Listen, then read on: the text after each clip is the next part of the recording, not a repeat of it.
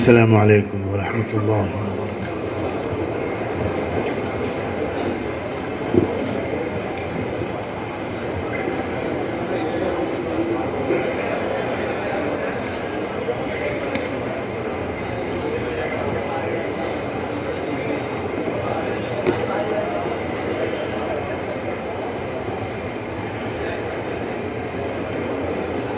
الحمد للہ وکفى وسلام على عباده الذين اصطفى اما بعد اعوذ باللہ من الشیطان الرجیم بسم اللہ الرحمن الرحیم یا ایہا الذین آمنوا توبوا الى اللہ توبة نصوحا وقال تعالی ففروا الى اللہ انی لکم منہ نذیر مبین۔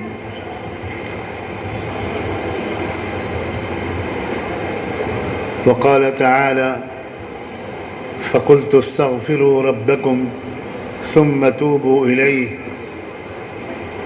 یرسل السماء علیکم مدرارا ویمددکم باموال وبنین ويجعل لكم جنات ويجعل لكم أنهار وقال رسول الهدى صلوات الله وسلامه عليه التائب من الذنب كمن لا ذنب له أو كما قال صلى الله عليه وآله وسلم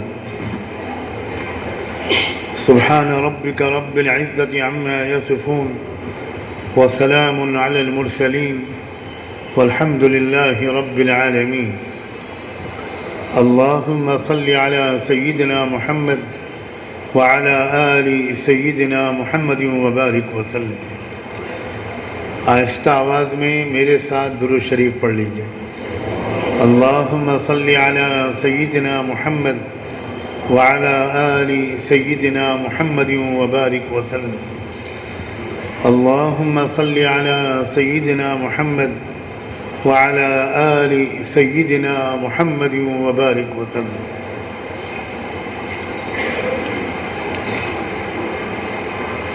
سب سے پہلے تو میں آپ سب کو مبارکباد دیتا ہوں، بہت بڑی تعداد میں نوجوان مجمع یہاں نظر آ رہا ہے۔ شاباش ہے نوجوانوں،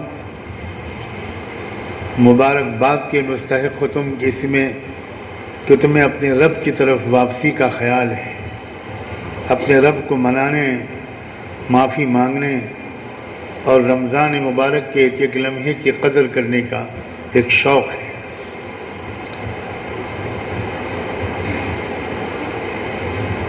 شکریہ اس بات کا کہ اتنی بڑی تعداد میں اتنے شوق و ذوق کے ساتھ آپ سب آئے ہو۔ کل جو میں نے گفتگو کی تھی اس میں میرے عام معمول کے خلاف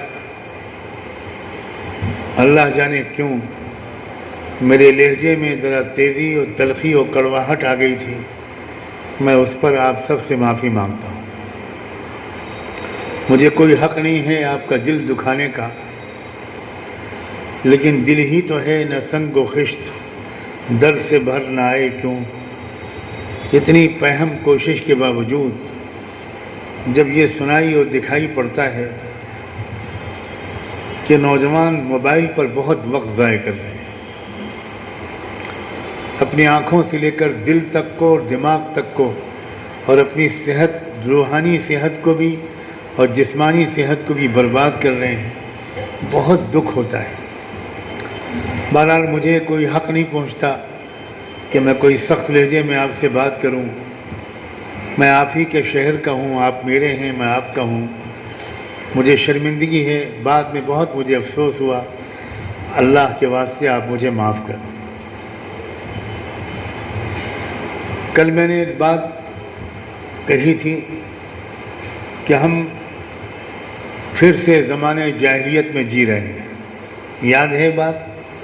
جو لوگ کل تھے ان سے پوچھ رہا ہوں، یہ بات یاد ہے کہ میں نے کل یہ بات کہی تھی کہ ہم زمانے جاہلیت میں جی رہے ہیں۔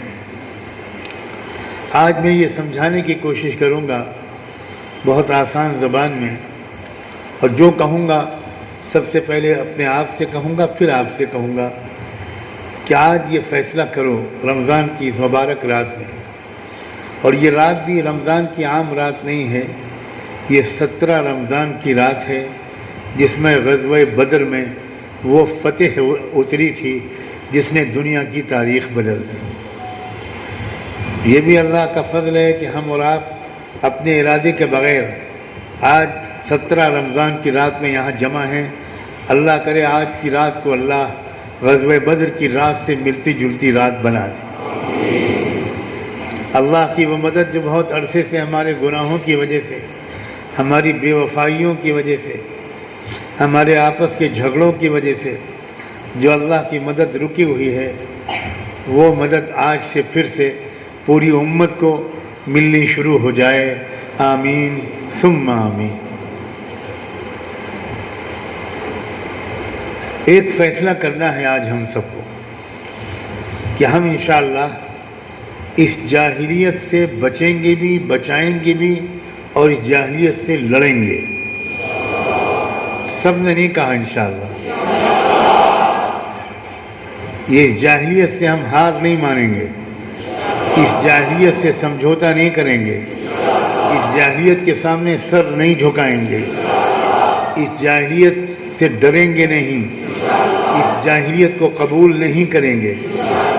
ہم جانیں گے اس بات کو، بے پردگی جاہلیت ہے، ہمارے گھر میں بے پردگی نہیں آئے گی، ہماری کوئی بہن بے پردہ نہیں ہوگی۔ بے حیائی جاہلیت ہے، جھوٹ جاہلیت ہے، ہم کسی قیمت پر جھوٹ نہیں بولیں گے۔ ظلم کرنا جاہلیت ہے، کسی پر زیادتی کرنا، کسی کے خلاف جھوٹی گواہی دینا، کسی لڑکی لڑکے کے رشتے کو توڑنے کی کوشش کرنا، کسی کے کاروبار کو فیل کرنے کی کوشش کرنا، دعا تعویذ کرنا، سفلی جادو سحر کرنا اور کروانا، یہ سب بدترین جاہلیت ہے۔ آج ہم اللہ سے وعدہ کرنے آئے ہیں کہ اللہ ان میں سے کوئی کام ہم نہیں کریں گے، اور یہ مانگنے بھی آئے ہیں کہ اب تک اگر ہم نے کبھی نادانی میں کوئی ایسا کام کیا ہو جو جاہلیت کا ہو، اے اللہ ہمیں معاف کر دیجیے، معاف کر دیجیے اللہ، ہم جاہل لوگ ہیں، ہم سے واقعی غلطیاں ہو گئیں، ہم بہت نادان لوگ ہیں، ہم کبھی غصے میں آ کر کچھ بول دیتے ہیں، کبھی ہاتھ اٹھا دیتے ہیں، کبھی اپنی ماں سے اونچی آواز میں بات کر لیتے ہیں، کبھی اپنے باپ کی بے ادبی کر دیتے ہیں، کبھی اپنی بہن پر ہاتھ اٹھا دیتے ہیں، کبھی اپنے چھوٹے بھائی کا حق مار لیتے ہیں، کبھی جائیداد میں باپ کے چھوڑے ہوئے ترکے میں اپنے چھوٹے بھائی کو اس کا پورا حصہ نہیں دیتے۔ یہ سب جاہلیت ہے، جاہلیت۔ ہم جاہلیت کا کوئی کام نہیں کریں گے۔ آج یہ فیصلہ کرو دوستو، آج اللہ کو خوش کر دو، آج اللہ کو خوش کر دو، توبہ کرو جاہلیت کے تمام کاموں سے۔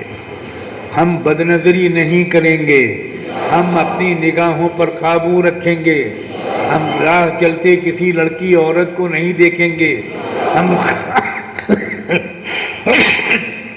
ہم خیال رکھیں گے کہ جو لڑکی سڑک پر جا رہی ہے یہ کسی کی بہن ہے، اگر میری بہن کو کوئی دیکھے گا تو کیا مجھ کو اچھا لگے گا؟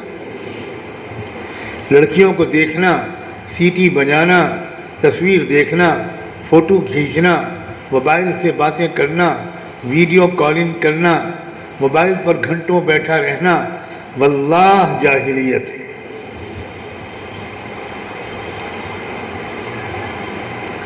جاہلیت پلٹ پلٹ کر واپس آتی ہے، یہ بات سمجھ لو۔ ایسا نہیں ہے کہ ایک بار جاہلیت تھی، پھر رسول اللہ صلی اللہ علیہ وآلہ وسلم اور اہل بیت اور صحابہ کی قربانیوں کے نتیجے میں جاہلیت دفن ہو گئی۔ نہیں، جاہلیت دفن ہوتی ہے، جاہلیت کمزور پڑتی ہے، جاہلیت ہار مانتی ہے، اور پھر جاہلیت پلٹ کر دوبارہ آتی ہے۔ اس زمانے میں دکھے دل سے یہ بات کہہ رہا ہوں، مگر یقین کے ساتھ کہہ رہا ہوں، اس زمانے میں جاہلیت دوبارہ آ گئی ہے۔ اب ہوشیار اگر کوئی نہ رہا، کسی کو خبر نہ ہو کہ جاہلیت آ گئی، میرے پڑوس تک آ گئی، میری گلی میں آ گئی، میرے محلے میں آ گئی، میرے بچوں کے اسکول میں آ گئی، میرے موبائل میں آ گئی، میرے کالج میں آ گئی، تو میرے گھر میں بھی گھس رہی ہے، وہ آ رہی ہے میرے بیڈ روم میں، میرے کپڑوں میں آ جائے گی، پتہ نہیں کہاں کہاں گھس جائے گی۔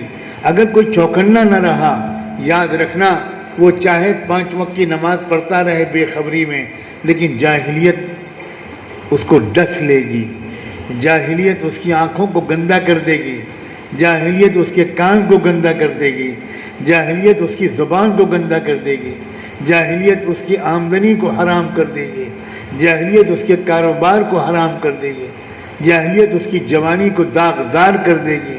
وہ پاک دامن نہیں رہ پائے گا، وہ بے داغ جوانی والا جوان نہیں رہ پائے گا۔ میں جب تم جیسے جوانوں کو دیکھتا ہوں، میں اپنے غمزدہ دل کو کیا کروں، یہ میرا دل عجیب طرح کا ہے، مجھے بے پناہ خوشی بھی ہوتی ہے تم سب کو دیکھ کر، اللہ کو گواہ بنا کے کہہ رہا ہوں، اور تم کو دیکھ کر مجھے احساس ہوتا ہے کہ میں اکیلا نہیں ہوں، میری قوم کے نوجوان میرے ساتھ ہیں، لیکن ساتھ ساتھ جب تم پر دوسری نظر پڑتی ہے مجھے ڈر بھی لگتا ہے۔ مجھے نہیں معلوم کہ تم کو اس قیمتی مایا کی قیمتی ہونے کا پورا احساس ہے کہ نہیں جو تمہارے پاس ہے، اور وہ قیمتی مایا ہے لا الہ الا اللہ محمد الرسول اللہ۔ اس کلمے کو 3 بار سب لوگ مل کے پڑھو، لا الہ الا اللہ محمد الرسول اللہ، لا الہ الا اللہ محمد الرسول اللہ، لا الہ الا اللہ محمد الرسول اللہ۔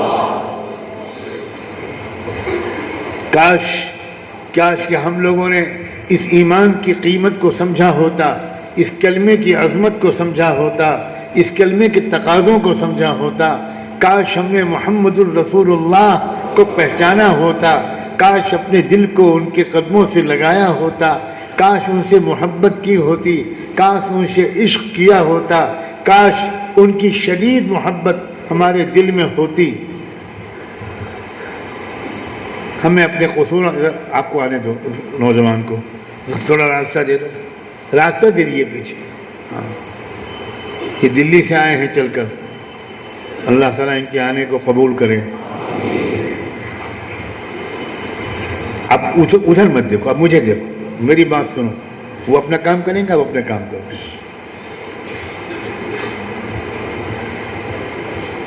اس جاہلیت کو پہچانو،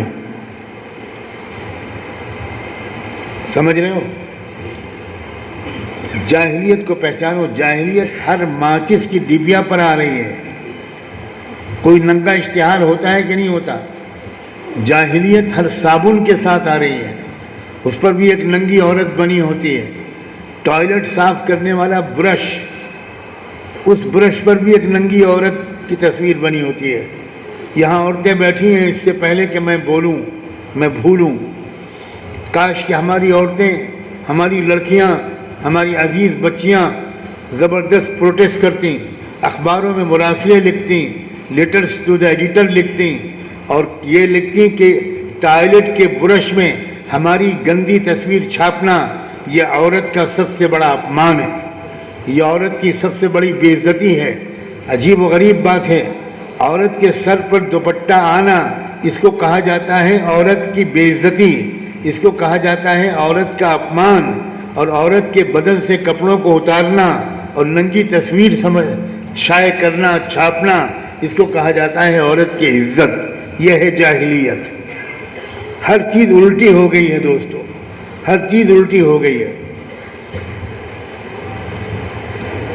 ایک نوجوان کے لیے اپنی نگاہوں کی حفاظت، ایک لڑکی اور عورت کے لیے اپنے حسن کی حفاظت، اپنی خوبصورتی کی حفاظت، اپنی آبرو کی حفاظت، اپنی عزت کی حفاظت، اپنے جذبات کی حفاظت، اپنے دل کی محبت کی حفاظت۔ اے میری بچیوں، تمہارے دل کے یہ نازک جذبات، محبت کے جذبات، عشق کے جذبات، یہ اس لائق نہیں ہیں کہ تم کسی دل پھینک غنڈے قسم کے نوجوان کو اپنا دل دے دو۔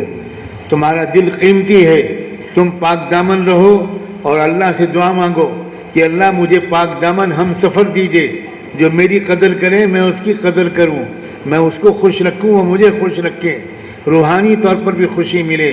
میری بچیوں، اس زمانے کے بہکاوے میں مت آنا۔ تم کو تمہارے نام فاطمہ رکھا ہے تمہارے ماں باپ نے، عائشہ، زینب، کلثوم، زینب، رقیہ، خدیجہ، سارہ، خنسا، یہ نام تمہارے رکھے گئے ہیں۔ یہ نام نبیوں کی بیٹیوں کے تھے، یہ نام نبیوں کی بیویوں کے تھے، یہ نام اس آسمان کے نیچے پیدا ہونے والی سب سے پاک دامن اور سمجھدار اور ترقی یافتہ اور پختہ سمجھدار عورتوں کے نام تھے۔ اب اس نام کے ساتھ اگر لڑکیوں تم موبائل پر لڑکوں سے چیٹنگ کرو، تم موبائل پر نیٹ پر لڑکیوں لڑکوں سے باتیں کرو، تم گھر کے معاشرے کو خراب کرو، تم گھر سے برقع پہن کر نکلو اور برقع پرس میں رکھ کر بے پردہ ہو جاؤ، کل قیامت کے دن ہوگا۔ میں آگاہ کر رہا ہوں 17 رمضان کی اس رات کو کہ حضرت عائشہ تلاش کریں گی، لاؤ ان بد کردار لڑکیوں کو لاؤ، حضرت فاطمہ ڈھونڈیں گی اور تمہارا گریبان ہوگا اور یہ امہات المومنین کا ہاتھ ہوگا اور تم کو پیش کر دیں گی اللہ کے سامنے۔ اللہ ان سے یہ کہیے کہ ان کو زنا کرنا تھا، ان کو بدکاری کرنی تھی، ان کو بے حیائی کرنی تھی تو ہمارا نام بدل دیتی، ہمارے نام کے ساتھ انہوں نے بے حیائی کی ہے، اللہ ان کو پہلے سزا دیجئے تب ہم کو جنت میں بھیجیے۔ کیا کرو گی بیٹیوں؟ کوئی جواب دن پڑے گا؟ ایک سمندر ہے جاہلیت کا جس میں ہم جی رہے ہیں، اور یہ میں ڈرانے کے لیے نہیں کہہ رہا ہوں، تم کو جاہلیت کا مقابلہ کرنا ہے، ہم کو تم کو جاہلیت سے لڑائی کرنی ہے، ہم کو تم کو جاہلیت سے ٹکر لینا ہے، ہم کو تم کو جاہلیت سے چھٹکارا دلوانا ہے، ہم کو تم کو جاہلیت کے سامنے جھکنا نہیں ہے۔ کہو نا انشاءاللہ، ہلکی آواز میں کہہ رہے ہو۔ اللہ تعالیٰ تمہارے اندر یہ جذبات پیدا کرے، پہچانو جاہلیت کو۔ کیسے لڑیں گے جاہلیت سے؟ سب سے پہلے اپنے ایمان کو مضبوط کرو، سب سے پہلے اپنا یقین، اللہ ویسے ہی ہیں جیسے اللہ نے اپنا تذکرہ کیا ہے۔ اللہ قدیر ہیں، اللہ حلیم ہیں، اللہ علیم ہیں، اللہ خبیر ہیں، اللہ سمیع ہیں، اللہ بصیر ہیں، اللہ دن کو رات سے اور رات کو دن سے نکالتے ہیں، اللہ مردہ کو زندہ سے، زندہ کو مردہ سے نکالتے ہیں، اللہ سخی ہیں، اللہ معاف کرنے والے ہیں۔ اے اللہ معاف کر دیجئے، ہم سب کو معاف کر دیجئے اللہ۔ اللہ غفور ہیں، اللہ حلیم ہیں، اللہ ودود ہیں، اللہ غفار ہیں، اللہ ستار ہیں، اللہ لطیف ہیں۔ اللہ کے اندر خوبصورت صفات کا ذخیرہ ہے۔ اللہ سے بڑا کوئی مہربان نہیں، اللہ سے زیادہ پیار برسانے والا کوئی نہیں، اللہ سے زیادہ بے لوث محبت کرنے والا کوئی نہیں۔ ایمان درست کرنا ہے، اللہ کو پہچاننا ہے، اللہ کی قدرت کو پہچاننا ہے۔ فلاں سنگھن کی طاقت کچھ نہیں اللہ کی طاقت کے سامنے، فلاں سرکار کی طاقت کچھ نہیں اللہ کی طاقت کے سامنے۔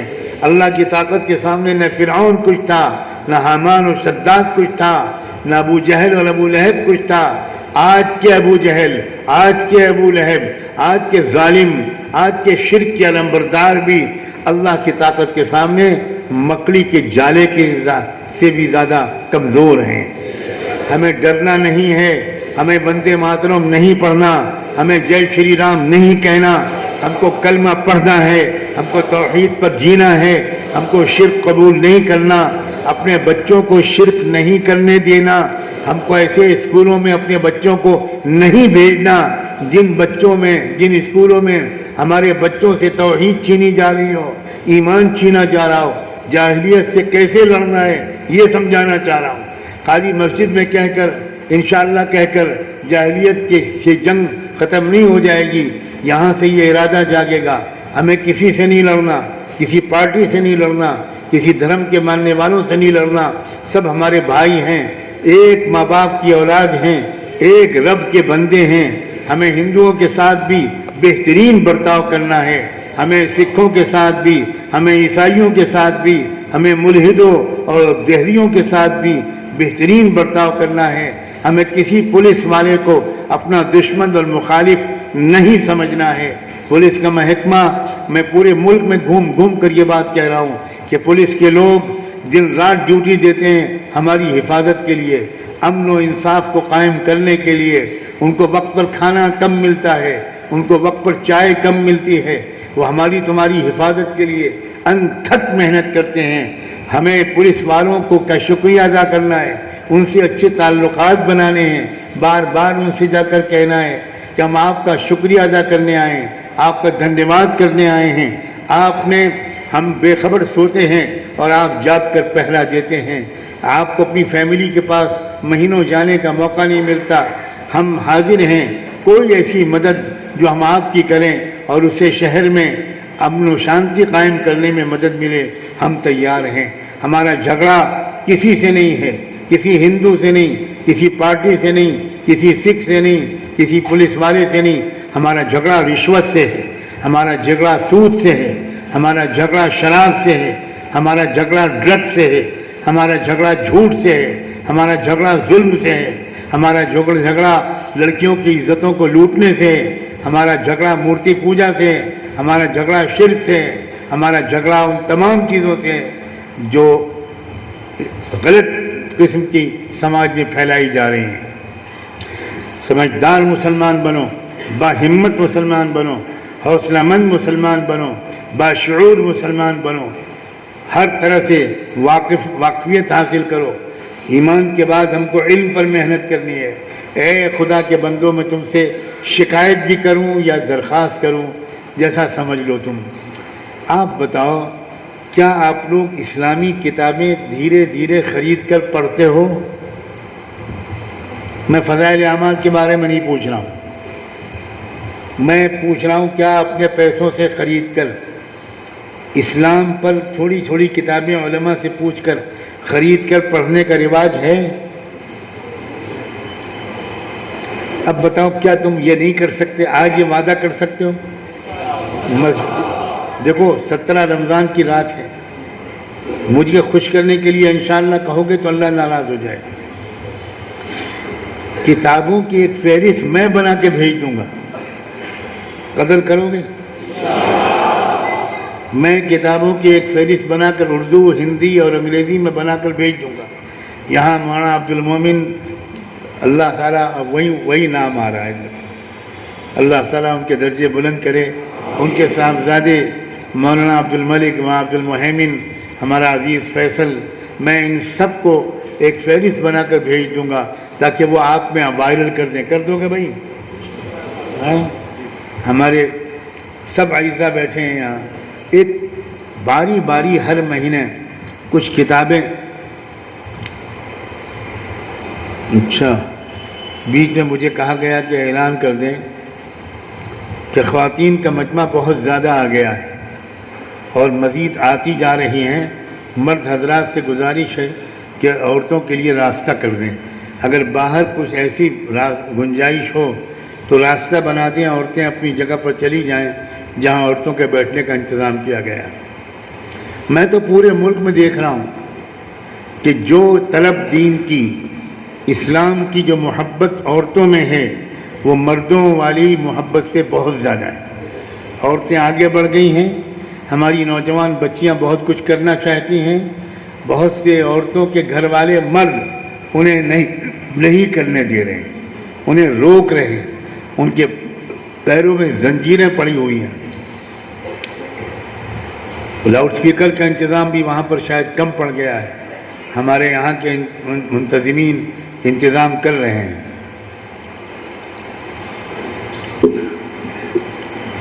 इल्म हासिल करो, मगर ये अब शर्त यहाँ के ज़िम्मेदारों की हैं जिनके मैंने नाम लिए। ये मुझे याद दिलाएं कि मैं इन किताबों की फहरिस्त लिख कर भेज दूँ। ये इनकी ज़िम्मेदारी है कि मुझे याद दिलाएं, मैं किताबों की फहरिस्त भेजूँगा।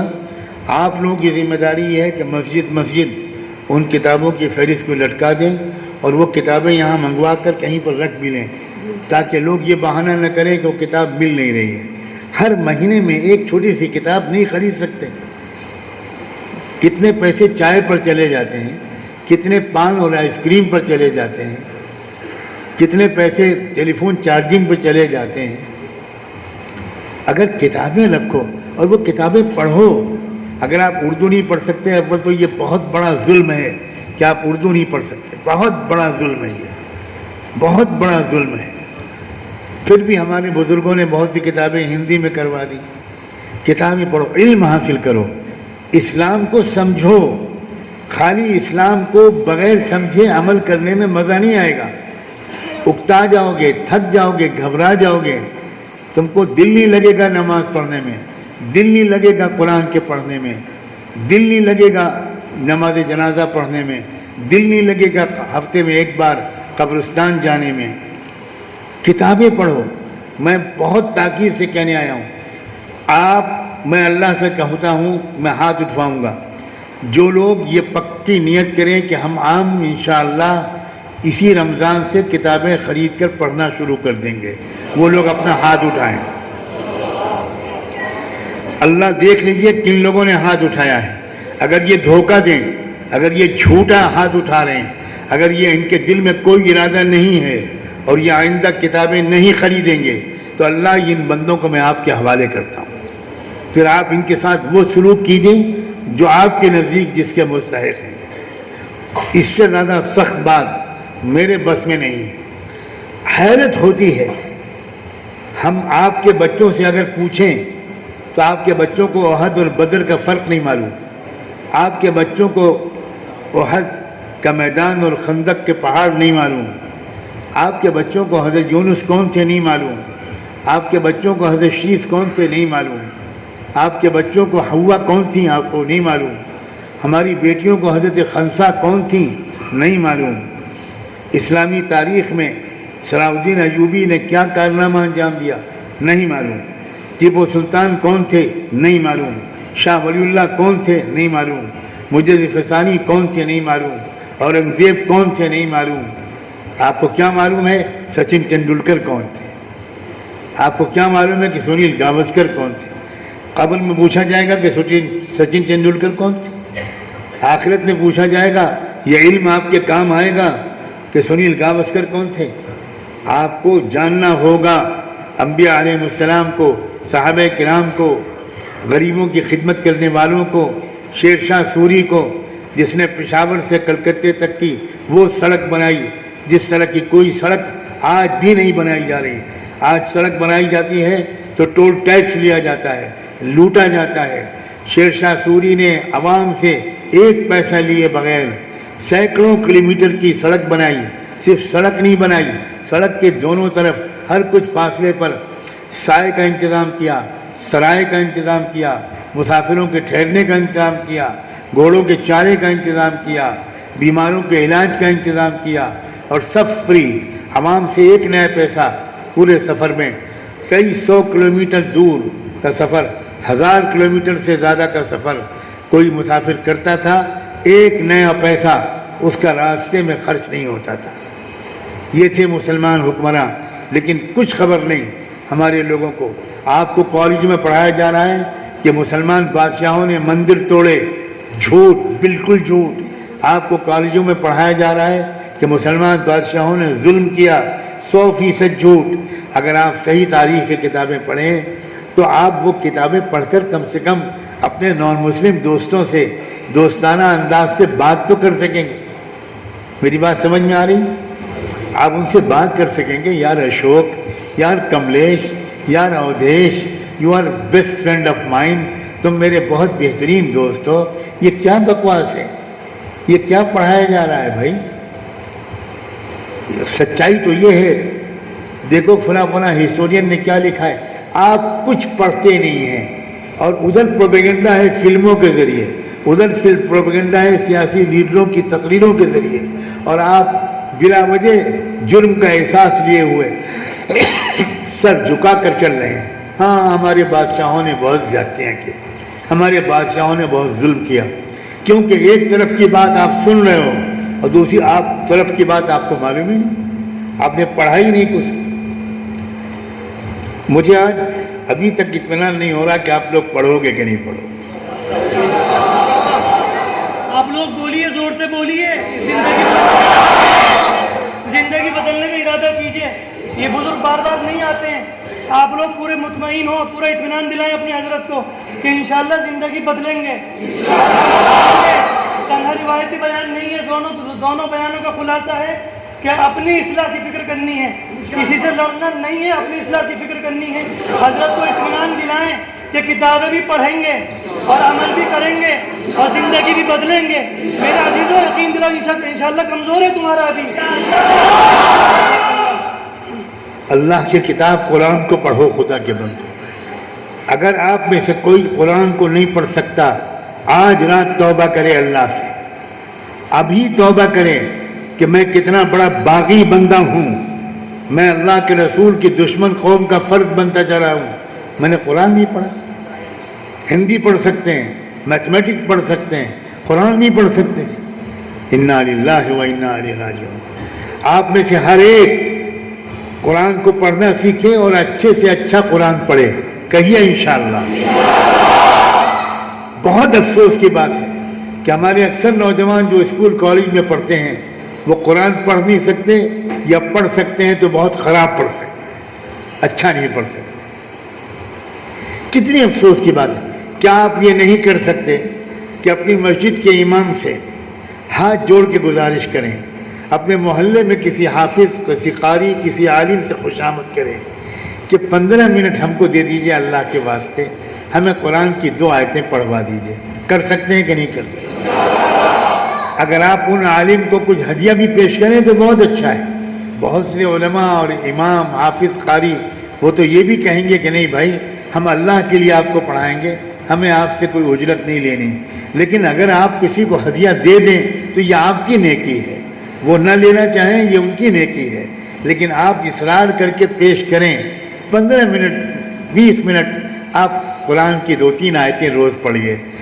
اللہ کرے اے نوجوانوں, آج اگر تم نے اس پر عمل کر کے دکھا دیا نا, اگلے سال تک تم اللہ کے چہیتے بن جاؤ گے, اللہ کے پیارے بن جاؤ گے, اچھے مسلمان نوجوان بن جاؤ گے, اپنے ماں باپ کی آنکھوں کی ٹھنڈک بن جاؤ گے, اپنی بہنوں کی عزت و آبرو کی حفاظت بن جاؤ گے.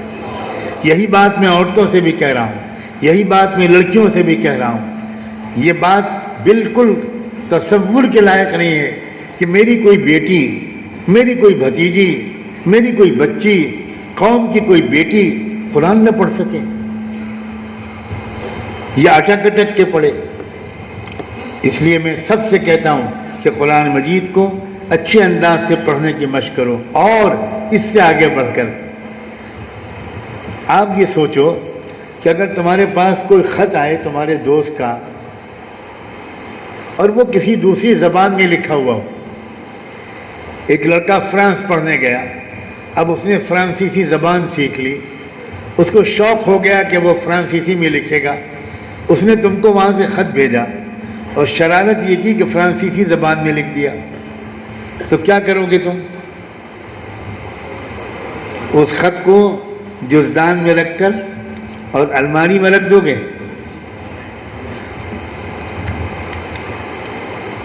چوم کر آنکھوں سے لگا کر اس خط کو اوپر رکھ دو گے, یا پوچھو گے کہ بھائی سنبھل, مراد آباد, رامپور میں فرانسیسی جاننے والا کون ہے؟ پوچھو گے؟ جاؤ گے اس کے پاس, تلاش کرو گے, اس کے گھر کی گھنٹی بجاؤ گے, ان سے کہو گے کہ سر معاف کیجیے گا, آپ کو تکلیف دی, مجھے جلدی نہیں ہے, میں انتظار کر لوں گا, میرے بڑے چہیتے دوست کا خط آیا ہے. انہیں نالائق نے شرارت یہ کی ہے کہ فرینچ زبان میں, فرانسیسی زبان میں خط بھیج دیا. اب میں کچھ سمجھ میں نہیں آ رہا میرے, مجھے بتایا کسی نے کہ آپ فرانسیسی زبان جانتے ہیں, تو ذرا اس کو پڑھ کے سنا دیجئے, مجھے پتہ تو چلے کہ اس میں کیا لکھا ہے. کمال ہے, دوست کے خرچ کو تم 24 گھنٹے تک بغیر سمجھے جی نہیں سکتے, اللہ کے پیغام کو تم پڑھ رہے ہو اور سمجھ نہیں رہے ہو. کیا بے وفائی ہے, کیا بے حسی ہے, کیا بے غیرتی ہے.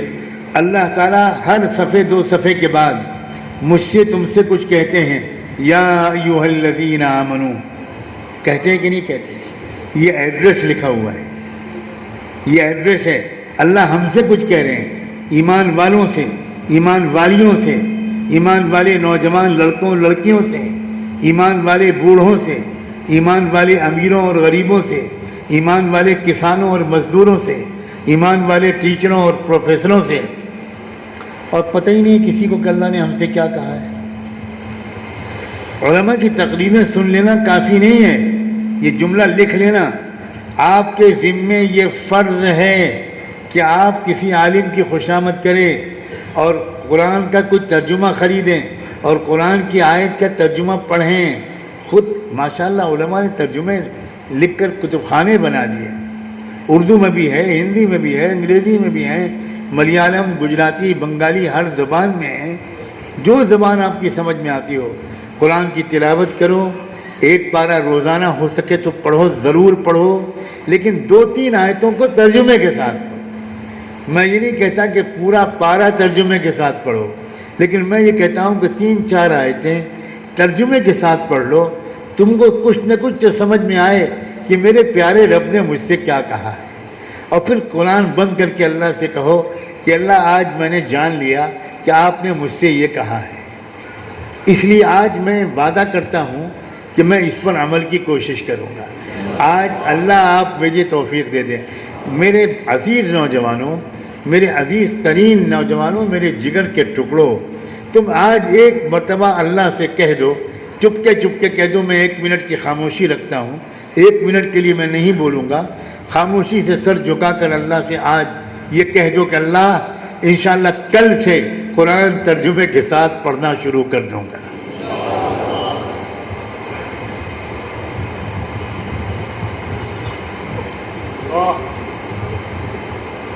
اللہ اپنے بندوں کی نیت قبول کر لے، اپنے ان بندوں کا ارادہ قبول کر لے اور ان کو توفیق دے دے، اللہ ان کو توفیق دے دے کہ قرآن ترجمے کے ساتھ پڑھیں۔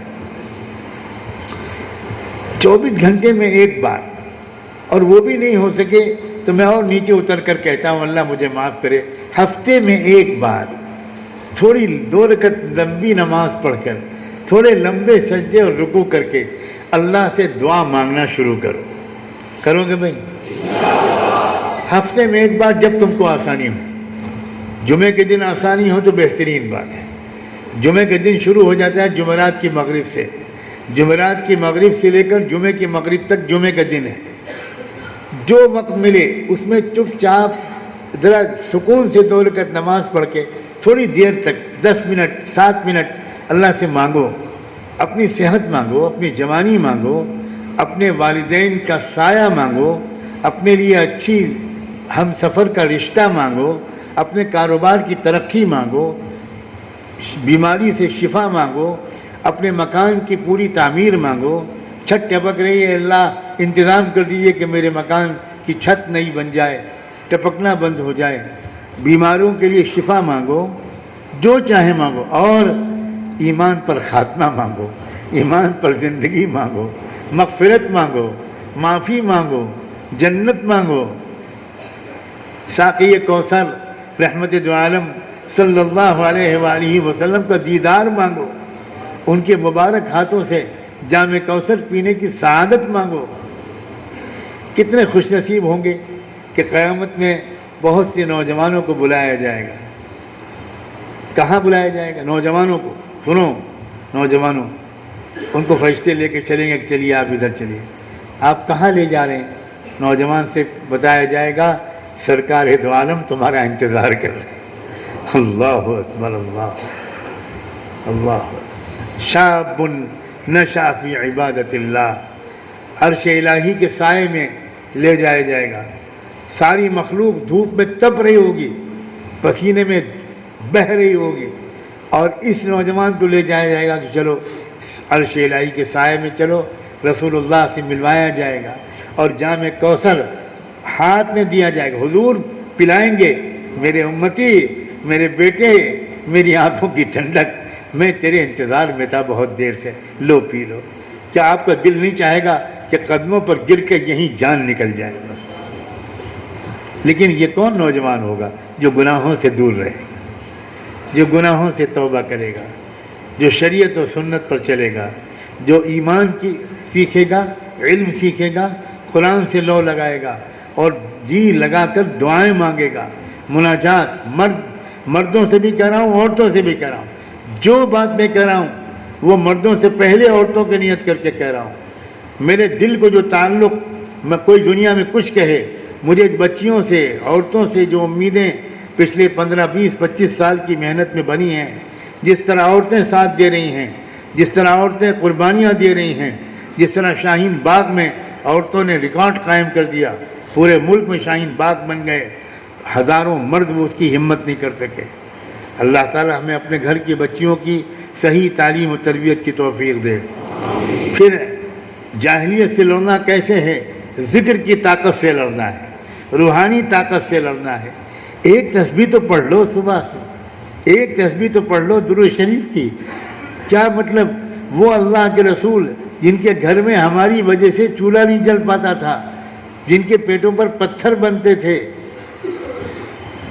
ہم اس کا اتنا حق ادا نہیں کر سکتے کہ ان کے خدمت میں 24 گھنٹے میں ایک بار درود شریف پڑھ کے بھیج دیں، ایک تسبیح پڑھ لیں؟ کس قدر کمینے، احسان فراموش، کتنے نالائق امتی ہم۔ وہ نبی آخر الزماں جس نے ہماری خاطر فاقے برداشت کیے، بھوک برداشت کی۔ جانتے ہو دوپہر کا وقت تھا، سیدنا حضور پاک صلی اللہ علیہ وسلم آرام کا وقت تھا، حضرت عمر رضی اللہ عنہ مسجد نبی میں آ کر بیٹھ گئے۔ دوپہر کا تھوڑا سا وقت ہوتا تھا، ظہر کی نماز اول وقت پڑھی جاتی تھی اللہ کے رسول کے زندگی میں، اس کے بعد تھوڑا آرام کرنے کا وقت ہوتا تھا، کیونکہ تہجد کے وقت کے اٹھے ہوئے ہوتے تھے تو ظہر تک بہت تھک جاتے تھے، تو ظہر کے بعد تھوڑا آرام کرنا یہ سنت تھا۔ اس وقت مسجد خالی ہوتی تھی، حضرت عمر اس وقت مسجد میں آ کر بیٹھ گئے۔ تھوڑی دیر کے بعد حضرت صدیق اکبر بھی مسجد میں آ گئے، تو حضرت صدیق اکبر نے حضرت عمر سے پوچھا، عمر اس وقت مسجد میں کیسے ہو؟ تو حضرت عمر کھڑے ہوئے، ان کے احترام میں نگاہیں نیچی تھی۔ حضرت عمر نے اپنی نیچی نگاہ کے ساتھ حضرت ابوبکر صدیق سے کہا کہ میرے دوست، میرے ساتھی، کوئی اور پوچھتا تو میں نہ بتاتا، مگر آپ سے میں کچھ نہیں چھپانا چاہتا، میں بھوک سے بے قرار ہو کر آیا ہوں۔ حضرت صدیق اکبر نے حضرت عمر فاروق کے کندھے پر ہاتھ رکھا اور ہاتھ رکھ کر اللہ کے رسول کے حجرے کی طرف اشارہ کرتے ہوئے کہا، والذی بعث صاحبنا بالحق ما اخرجنی الا ما اخرجک۔ ابوبکر صدیق نے کہا، سرکار دو عالم کو بھیجنے والے رب کی قسم کھا کے اے عمر کہتا ہوں، جس بھوک سے پریشان ہو کر تم آئے ہو، اسی بھوک سے پریشان ہو کر میں آیا ہوں۔ اب یہ دونوں بھوکے، سوچو ذرا، اب یہ بیٹھے ہوئے تھے کہ کیا کریں، اللہ سے مانگ رہے، اللہ 2 لقمے بھیج دیجئے، کب سے کچھ پیٹ میں گیا نہیں ہے۔ اتنے میں حضور پاک صلی اللہ علیہ وسلم حجرے مبارک سے باہر نکلے اور اپنے ان دونوں چہیتوں کو دیکھ کر کہا کہ تم لوگ اس وقت کیسے؟ یہ تو تمہارے آنے کا وقت نہیں تھا۔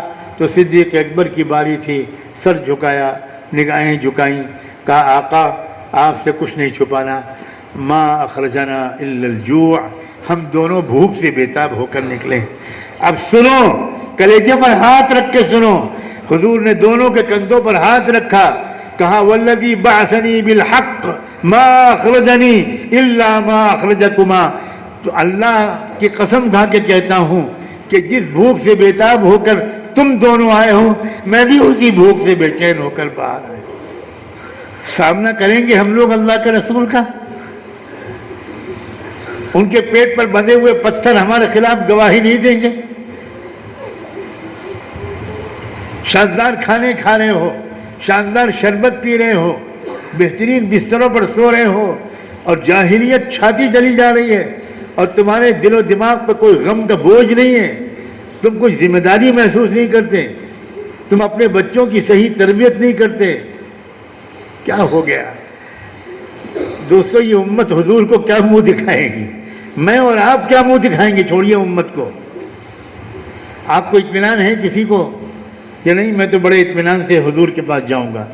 کیوں بھائی، اگر کسی کو ہو تو اس کو مبارکباد ہے، میں نے تو رواں کانپ رہا ہے، کیا ہوگا؟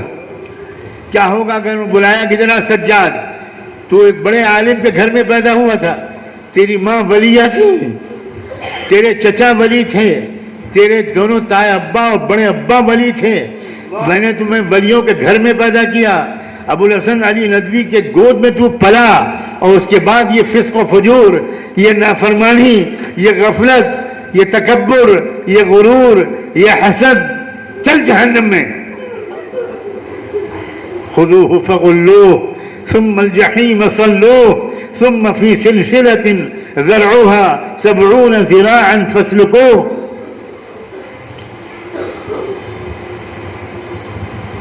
یوم نقول لجہنم هل امتلأت فتقول هل من مزید۔ اللہ کہیں گے اس دن ہم جہنم سے پوچھیں گے بھر گئی، آگے کروڑوں اربوں تمہارے اندر، تو جہنم کہیں گے نہیں نہیں ابھی اور گنجائش ہے، اور بھیجیے اور بھیجیے، هل من مزید۔ پکڑ کے لاؤ ان لوگوں کو، منافقوں کو۔ یہ اپنے کو بڑا دیندار سمجھتے تھے، یہ کاروبار میں جھوٹ بولتے تھے، ان کو بھی جہنم میں ڈالو۔ یہ رشوت لیتے تھے، ان کو بھی جہنم میں ڈالو۔ یہ سڑک پر چلتی ہوئی لڑکیوں کو گھورتے تھے، ان کو بھی جہنم میں ڈالو۔ یہ موبائل کا مس یوز کرتے تھے، ان کو بھی جہنم میں ڈالو۔ بچیں گے ہم اللہ کے عذاب سے؟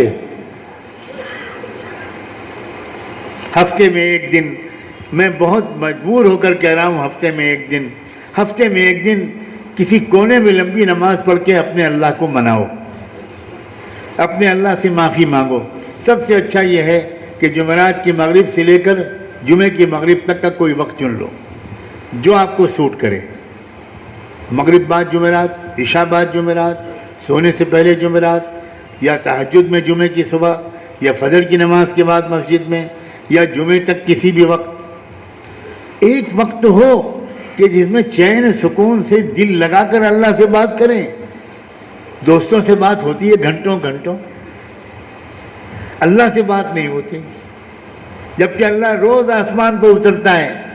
بندوں میں تم سے بات کرنے آیا ہوں، بندوں بتاؤ تم کیا مانگ رہے ہو، اور ہم پڑے سو رہے ہیں، یا ٹی وی دیکھ رہے ہیں، یا موبائل دیکھ رہے ہیں۔ اچھی نماز پڑھو، اپنی نمازوں کو بہتر بناؤ، اس رکوع سجدے میں جان لگاؤ، تھوڑی نماز تھوڑی شوق سے بھی پڑھو، کم سے کم اتنا کرو۔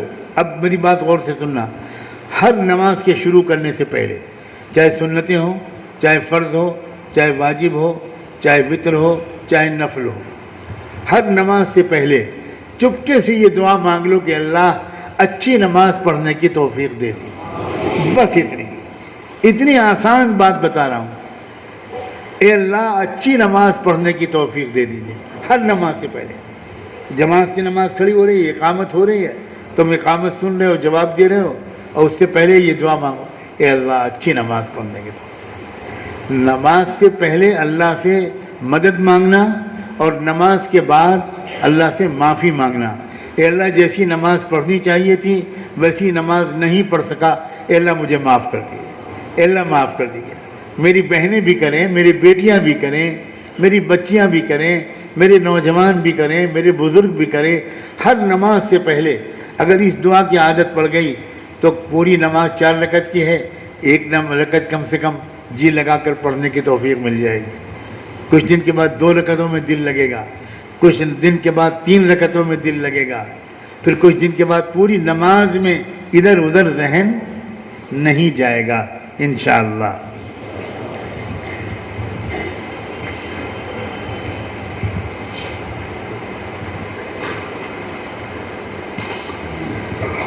اپنے اخلاق اچھے کرو دوستو، اپنے بول میٹھے کرو۔ ہر آدمی سوچے کہ میرے اخلاق کیسے ہیں، کیا میں جب بات کرتا ہوں تو میرے ہونٹوں میں مسکراہٹ ہوتی ہے یا چہرے پہ تناؤ ہوتا ہے؟ وہی بات آپ مسکراتے ہوئے کہتے ہیں تو دل جیت لیتے ہیں، وہی بات آپ ایک تناؤ والے چہرے کے ساتھ کہتے ہیں تو فاصلہ بڑھ جاتا ہے۔ اچھے اخلاق، شریفانہ گفتگو، گالم گلوچ، یہ تو میں آپ سے کہنا بھی نہیں چاہتا، میں تو یہ ماننے کو تیار نہیں ہوں کہ اس مسجد میں آنے والا کوئی ایک نوجوان گالی بکتا ہو۔ لا حول ولا قوت الا باللہ۔ اخلاق اچھے کرو، خاص طور پر اپنے ماں باپ کے ساتھ۔ اخلاق پہلے گھر میں اچھے کرو، باہر تو اچھے ہو ہی جاتے ہیں، گھر میں اچھے اخلاق کرو۔ اپنی بیویوں کے ساتھ سب سے زیادہ اچھے اخلاق کی ضرورت ہے۔ میں یہاں پر بہت تفصیل سے بات کرنا چاہتا تھا لیکن نہیں کر پاؤں گا، وقت تیزی سے گزر رہا ہے۔ دیکھو خدا کے بندوں، میں مردوں سے بات کر رہا ہوں، بیویوں کے ساتھ اکثر مردوں کا سلوک اچھا نہیں ہے۔ شروع میں شادی ہونے کے بعد چند مہینے بہت پیار محبت رہتا ہے، اس کے بعد بچے ہوئے، باپ بن گئے، کاروبار کی الجھنیں ہیں، اکثر بیویوں کو بلا وجہ شوہر لوگ ڈانٹتے ہیں، ذرا سی بات پر ان کی عزت پر آنچ آتی ہے۔ رب کعبہ کی قسم، کسی نے ان عورتوں کا مالک ہم کو نہیں بنایا ہے۔ وہ عورتیں ہمارے بچوں کی ماں ہیں، ہماری شریک حیات ہیں، ہماری ہم سفر ہیں، ہماری دکھ سکھ کی ساتھی ہیں۔ وہ اپنے ماں باپ کو چھوڑ کر ہمارے پاس آئی ہیں، جس آنگن میں انہوں نے آنکھ کھولی تھی اس کو سدا کے لیے چھوڑ دیا، ان کو وہ ہماری محبتوں کے مستحق ہے۔ میں تو یہاں تک کہتا ہوں کہ خدا کے بندو، تمہارے مزاج میں عشق و محبت ہے، اپنی بیویوں کے عاشق بنو، اپنی بیویوں سے دوستی کرو، اپنی جو بیویوں کے بوائے فرینڈ بنو، اپنی بیویوں کو گھمانے لے جاؤ، جائز جگہوں پر، سال میں 1-2 بار کہیں پر ان کو تفریح کے لیے لے کر جاؤ، ان کے ساتھ تنہائی کا وقت گزارو، خوشگوار وقت گزارو۔ دن بھر کاروبار میں تھکنے کے بعد گھر میں آتے ہو تو چڑچڑے انداز سے آتے ہو، بتاؤ یہ بات صحیح ہے کہ نہیں؟ دوستوں کے ساتھ ہنسنا مسکرانا، اور بیوی بیچاری دن بھر انتظار کرتی ہے، جب آپ گھر میں جاؤ تو آپ کے چہرے پر تناؤ، ذرا سی بات پر آپ کو غصہ آ جاتا ہے، سالن میں نمک تیز ہو گیا تو آپ نے پلیٹ پھینک دی۔ آپ کیا اس عورت کے مالک ہیں؟ کیا اس عورت کا آپ کے اوپر اتنا ہی حق نہیں ہے جتنا کہ آپ کا حق اس عورت پر ہے؟ وَلَهُنَّ مِثْلُ الَّذِي عَلَيْهِنَّ، قرآن نے صاف کہا ہے، اے مردو، اگر تمہارے حقوق عورتوں پر ہیں تو کان کھول کے سنو کہ ان عورتوں کے بھی ویسے ہی حقوق تمہارے اوپر ہیں جیسے کہ تمہارے حقوق ان کے اوپر ہیں۔ مگر کسی نے قرآن پڑھا تو ہوتا، کرتا پاجامہ ٹوپی کو لوگوں نے اسلام سمجھ لیا۔ اسلامی تہذیب یہ ہے کہ جب آپ گھر میں داخل ہوں تو مسکراتے ہوئے داخل ہوں اور سلام کر کے داخل ہوں، یہ اسلامی تہذیب ہے۔ شاید پہلی بار آپ یہ بات سن رہے ہوں، مسکرائے بغیر گھر میں داخل ہونا یہ سنت کے خلاف ہے۔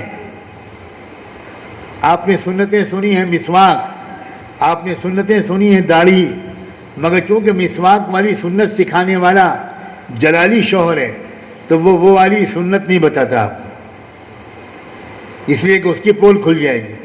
اس کی بیوی نے بیان سن لیا تو وہ بتا دے گی کہ یہ صاحب جو مسکرانے والی سنت بیان کر رہے ہیں یہ شہر کے بڑے کے جانور کے قصائی سے بھی باپ ہیں، اور یہ مجھے اس طرح گراتے ہیں جیسے قصائی بھینس کو گراتا ہے۔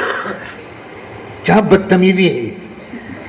کان کھول کے سنو، پوری زندگی میں صرف ایک بار رحمت دو عالم صلی اللہ علیہ وآلہ وسلم اپنے گھر میں داخل ہوئے مکہ مکرمہ میں۔ ام المومنین حضرت خدیجہ آپ کی بیوی تھیں، اور آپ گھر میں جب آتے تھے تو کوئی بازار میں گھوم کر نہیں آتے تھے، گشت میں جاتے تھے، لوگوں سے بات کرتے تھے، ملاقات کرتے تھے، دعوت دیتے تھے۔ کوئی پتھر مارتا تھا، کوئی تھوکتا تھا، کوئی گالی دیتا تھا، اور حضور یہ سارے زخم اور ذلتیں سہنے کے بعد گھر میں آتے تھے، تب بھی اپنے غم کو گھر سے باہر رکھنا یہ سنت ہے۔ اپنے ٹینشن کو گھر سے باہر رکھو، گھر میں رہنے والی عورتوں کو اس غم کی سزا مت دو۔ تو آپ مسکراتے ہوئے گھر میں داخل ہوتے تھے، سلام کر کے گھر میں داخل ہوتے تھے۔ ایک بار زندگی میں یہ ہوا کہ سلام بھی کرنا بھول گئے آپ اور مسکراہٹ آپ کے چہرے پر نہیں آئی، کیونکہ بہت ظلم سہ کر آپ گھر میں داخل ہوئے تھے۔ حضرت خدیجہ نے دیکھا آپ کو اور دیکھ کر پوچھا کہ اے اللہ کے رسول، کیا خیریت تو ہے؟ کیسے مزاج ہے؟ حضور نے کہا کیا بات ہے؟ کوئی خاص بات نہیں۔ حضرت خدیجہ نے کہا کہ نہیں، آج آپ نہ تو مسکرائے ہیں نہ سلام کیا۔ اللہ اکبر! لاکھوں درود و سلام ہوں رحمت دو عالم صلی اللہ علیہ وآلہ وسلم پر۔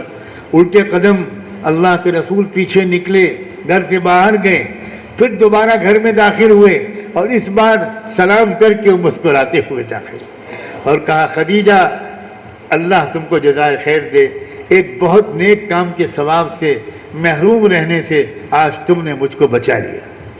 یہ ہے اسلام۔ اخلاق ماں باپ کے ساتھ، اخلاق بیویوں کے ساتھ، اخلاق بھائی بہنوں کے ساتھ، اخلاق بھائی بہنوں کے اولادوں کے ساتھ، اخلاق پڑوسیوں کے ساتھ، اخلاق رشتہ داروں کے ساتھ کوئی جھگڑا نہیں۔ مجھے اتنی تکلیف ہوتی ہے جب میں جھگڑوں کی باتیں سنتا ہوں، اتنی تکلیف ہوتی ہے، اتنی تکلیف ہوتی ہے۔ خدا کی قسم دیہات کے بچے گائے بھینس کے گوبر پر جھگڑتے ہیں، یہ جو ہم لاکھ 2 لاکھ پر جھگڑتے ہیں نا، یہ اللہ کے نزدیک وہ گوبر سے زیادہ بے قیمت چیز پر، گاؤں کے بچوں سے زیادہ بیوقوف ہیں وہ لوگ جو آپس میں حصہ بٹوارے میں، مکان کے جھگڑے میں، دکان کی تقسیم میں، جائیداد کی تقسیم میں جھگڑتے ہیں۔ معاف کرنا سیکھو، نقصان برداشت کر کے فائدے کا تماشا دیکھو۔ میں کس یقین کے ساتھ کہتا ہوں، کس یقین کے، جتنا یقین مجھے اللہ کے وجود پر ہے، اللہ کے ایک ہونے پر ہے، جتنا یقین مجھے قرآن کے اللہ کی کتاب برحق ہونے پر ہے، جتنا یقین مجھے کعبے کے قبلہ ہونے پر ہے، جتنا یقین مجھے محمد مصطفیٰ احمد مجتبیٰ کے رسول اللہ ہونے پر ہے، اتنا ہی یقین مجھے اس بات پر ہے، میں اللہ کو گواہ بنا کے کہتا ہوں کہ اگر تم جھگڑا چھوڑ دو گے اور اپنا حق معاف کر دو گے اور نقصان برداشت کر لو گے تو آنے والی زندگی میں انشاءاللہ تم کو ہزاروں گنا ملے گا۔ آخرت سے پہلے کہہ رہا ہوں، دنیا میں ملے گا، یہاں آخرت میں تو ملے گا ہی، لیکن اس سے پہلے۔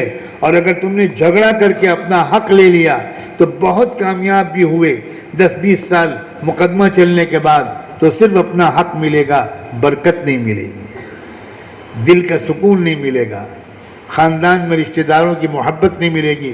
اس لیے کبھی رشتہ داروں میں دکان جائیداد کوئی بٹوارے کا جھگڑا ہو، کہہ دو بھائی صاحب جتنا جی چاہے لے لیجئے، مجھے صرف آپ کی محبت چاہیے۔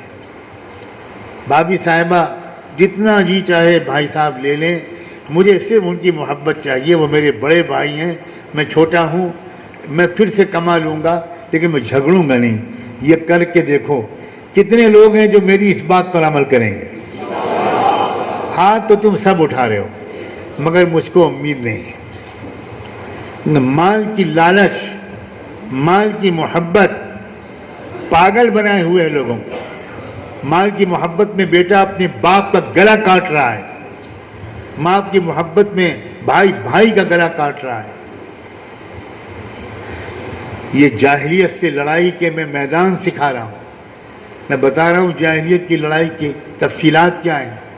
اپنے بچوں کی اچھی تعلیم دلاؤ، ان کو اس قابل بناؤ، ان کو بتاؤ کہ دنیا میں جاہلیت اور حق کے درمیان ایک جنگ چل رہی ہے، انصاف اور ظلم کے درمیان ایک جنگ چل رہی ہے۔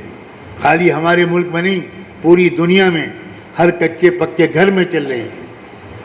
اب بچوں کی تعلیم بہت اہم مسئلہ ہے، اپنے بچوں کو اچھی تعلیم دلواؤ، اچھے اداروں میں پڑھواؤ، اچھی جگہ پر تربیت کرواؤ، خود ان کی اچھی تربیت دو، ان کو لے کر بزرگان دین کے پاس جاؤ، اچھے مجلسوں میں ان کو لے کر بٹھاؤ، ان کو باقاعدہ یوٹیوب وغیرہ پر اگر کوئی بیان سنوا سکو تو سنواؤ، ان کو اچھی اچھی کتابیں پڑھواؤ، ان کو اچھے قصے سناؤ۔ ہفتے میں ایک بار اپنے بچوں کو تھوڑا وقت دو۔ کیا ہو رہا ہے دوستو؟ جس طرح بلی چند دن اپنے بچے کو پالتی ہے بھگا دیتی ہے، مرغی اپنے بچوں کو چند دن پالتی ہے بھگا دیتی ہے، تم بھی اپنے بچوں کو چند دن دیکھتے ہو پھر بھگا دیتے ہو۔ جانوروں والا حال ہے۔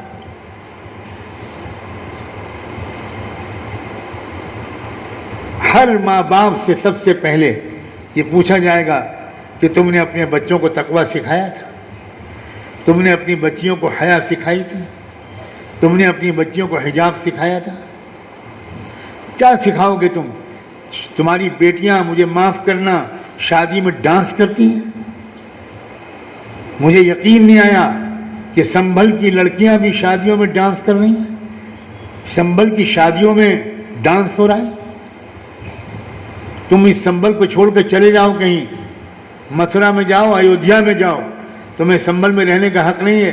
ये शेख साजुद्दीन संबली की जगह है, ये बड़े बड़े अकाबिर मशाइख की जगह है, ये मुजद्दिद फसानी के खुलफा की जगह है। ये औरंगजेब ने ख़ास तौर पर संबल को बड़ी अहमियत दी थी। ये औलियाउल्लाह का शहर है, ये फासिकों फाजिरों और जानियों का शहर नहीं है। तुम्हें संबल की तारीख भी नहीं मालूम, तुम नहीं जानते कि संबल क्या है। हिंदुओं के मुकद्दस ब्राह्मण ग्रंथों में संबल का एक बहुत ही मुकद्दस शहर की हैसियत से तज़किरा आया है।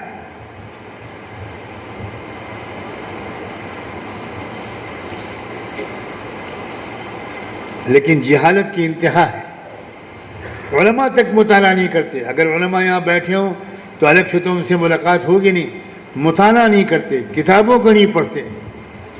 इस गम में तो मैं बूढ़ा हो गया। कुरान का तर्जुमा जो कौम नहीं पढ़ती वो किताब क्या पढ़े, वो मुताला क्या करेगी। अपने बच्चों को हफ्ते में एक दिन लेकर बैठो, बताओ हफ्ते में एक दिन बच्चों से अच्छी प्यारी तरबियती अखलाकी बातें कौन करेगा। इंशाअल्लाह आप अपने बच्चों को लेकर बैठिए। 6 साल का बच्चा, 5 साल का बच्चा, 6 साल की बच्ची, 7, 8, 9, 10, 11, 12 बच्चों को प्यार से बिठाइए, चॉकलेट खिलाइए, जो चीज़ उनको पसंद हो वो उस दिन घर में बनवाइए और बच्चों से बताइए कि प्यारे रसूल कौन थे। हज़रत यूसुफ का किस्सा सुनाइए, हज़रत इब्राहीम का किस्सा सुनाइए, हज़रत सुलेमान का किस्सा सुनाइए, आदम और हव्वा का किस्सा सुनाइए, हज़रत इस्माइल का किस्सा सुनाइए, हज़रत इसहाक का, हज़रत याकूब का किस्सा सुनाइए। आप जब खुद पढ़ेंगे तो आपको बच्चों को बताने के लिए कुछ होगा। जब आप खुद नहीं पढ़ेंगे तो आपको मालूम ही नहीं कि बच्चों से क्या कहें। खाली इतना कहेंगे नमाज पढ़ी तुमने, बस ख़त्म। ये तरबियत है, इसे तरबियत नहीं कहते। ये तो थानेदार की अंदाज है, ये तो थानेदार की ज़बान है। नमाज पढ़ी तुमने, अब बच्चा झूठ झूठ कह रहा है हाँ मैंने पढ़ ली। आपके डंडे के डर से नमाज पढ़ेगा तो बेवुज़ू पढ़ेगा। जैसे सुना है कि एक मुतवल्ली साहब किसी इमाम से नाराज़ हो गए, थोड़ा हंस भी लीजिए आप लोग। तो मुतवल्ली साहब ने इमाम साहब से कहा पिछले 2 महीने की तनख्वाह आपकी बंद, 2 महीने की कोई तनख्वाह आपको नहीं मिलेगी। तो इमाम साहब की संभली के थे शायद। इमाम साहब ने कहा कि मैंने 2 महीने से बेवुज़ू नमाज पढ़ाई, जैसे को तैसा, जैसी करनी वैसे भरनी। जाओ, मैंने भी 2 महीने तक बेवुज़ू नमाज पढ़ाई है, तुम तनख्वाह न दो। तो गोया इमाम साहब वुज़ू जो करते थे वो तनख्वाह के लिए करते। ला हौल वला कुव्वत इल्ला बिल्लाह।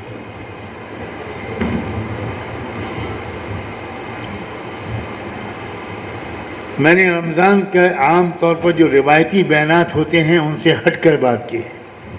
लग रहा है, महसूस हो रहा है आपको? क्यों भाई?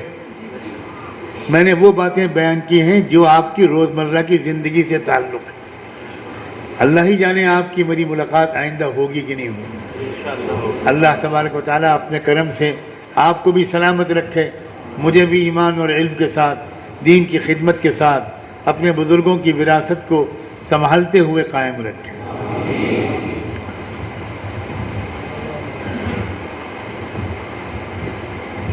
जैसे कि मैंने कल भी इशारा किया था, ये जो मरकज़ है एक तारीख़ी हैसियत रखता है।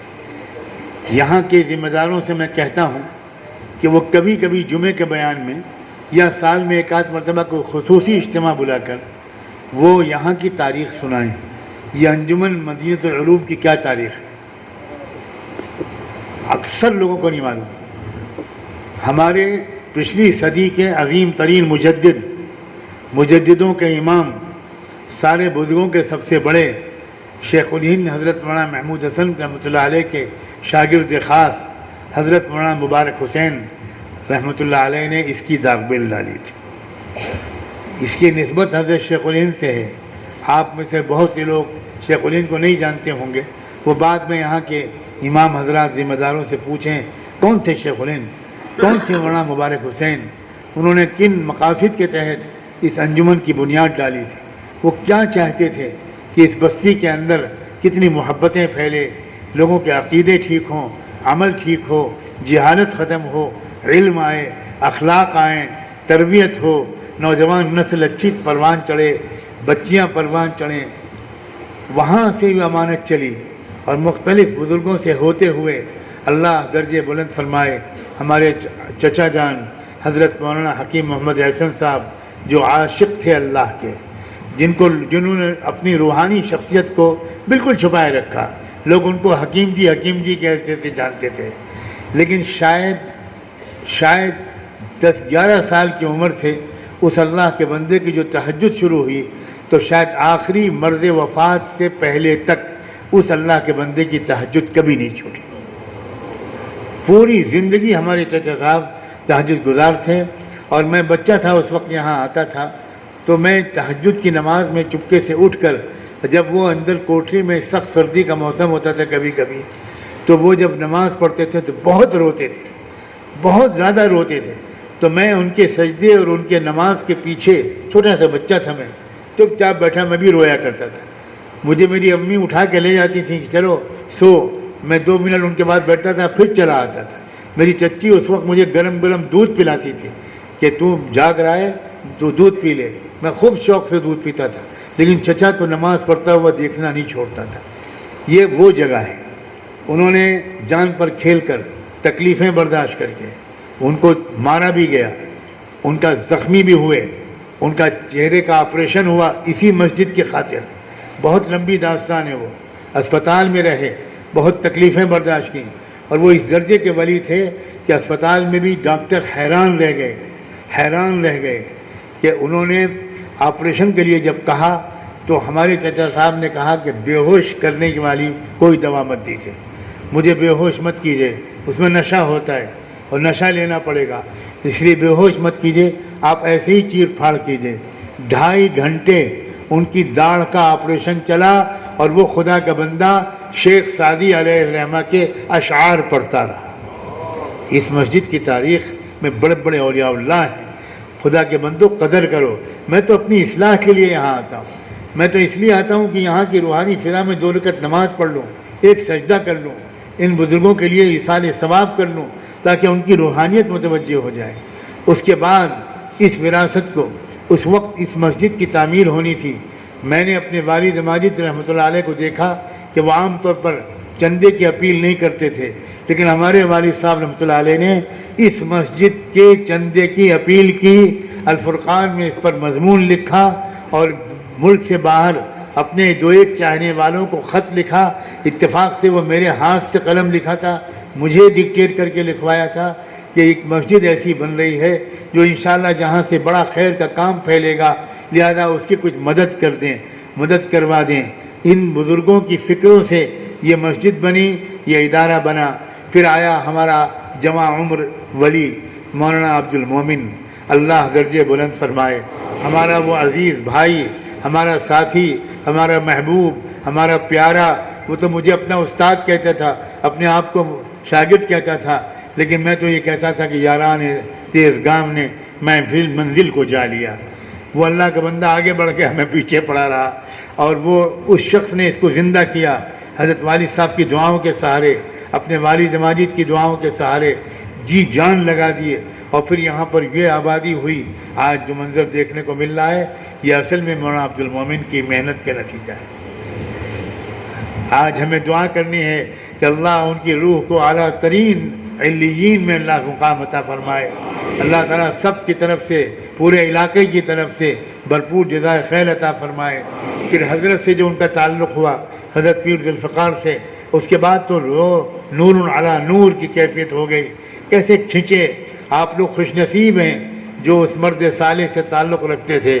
انشاءاللہ میری دعا ہے اللہ ان کی اولادوں کے ذریعے، اللہ ان کے قریبی اعزہ کے ذریعے اس فیض کو جاری رکھے، آپ کو محروم نہ فرمائے۔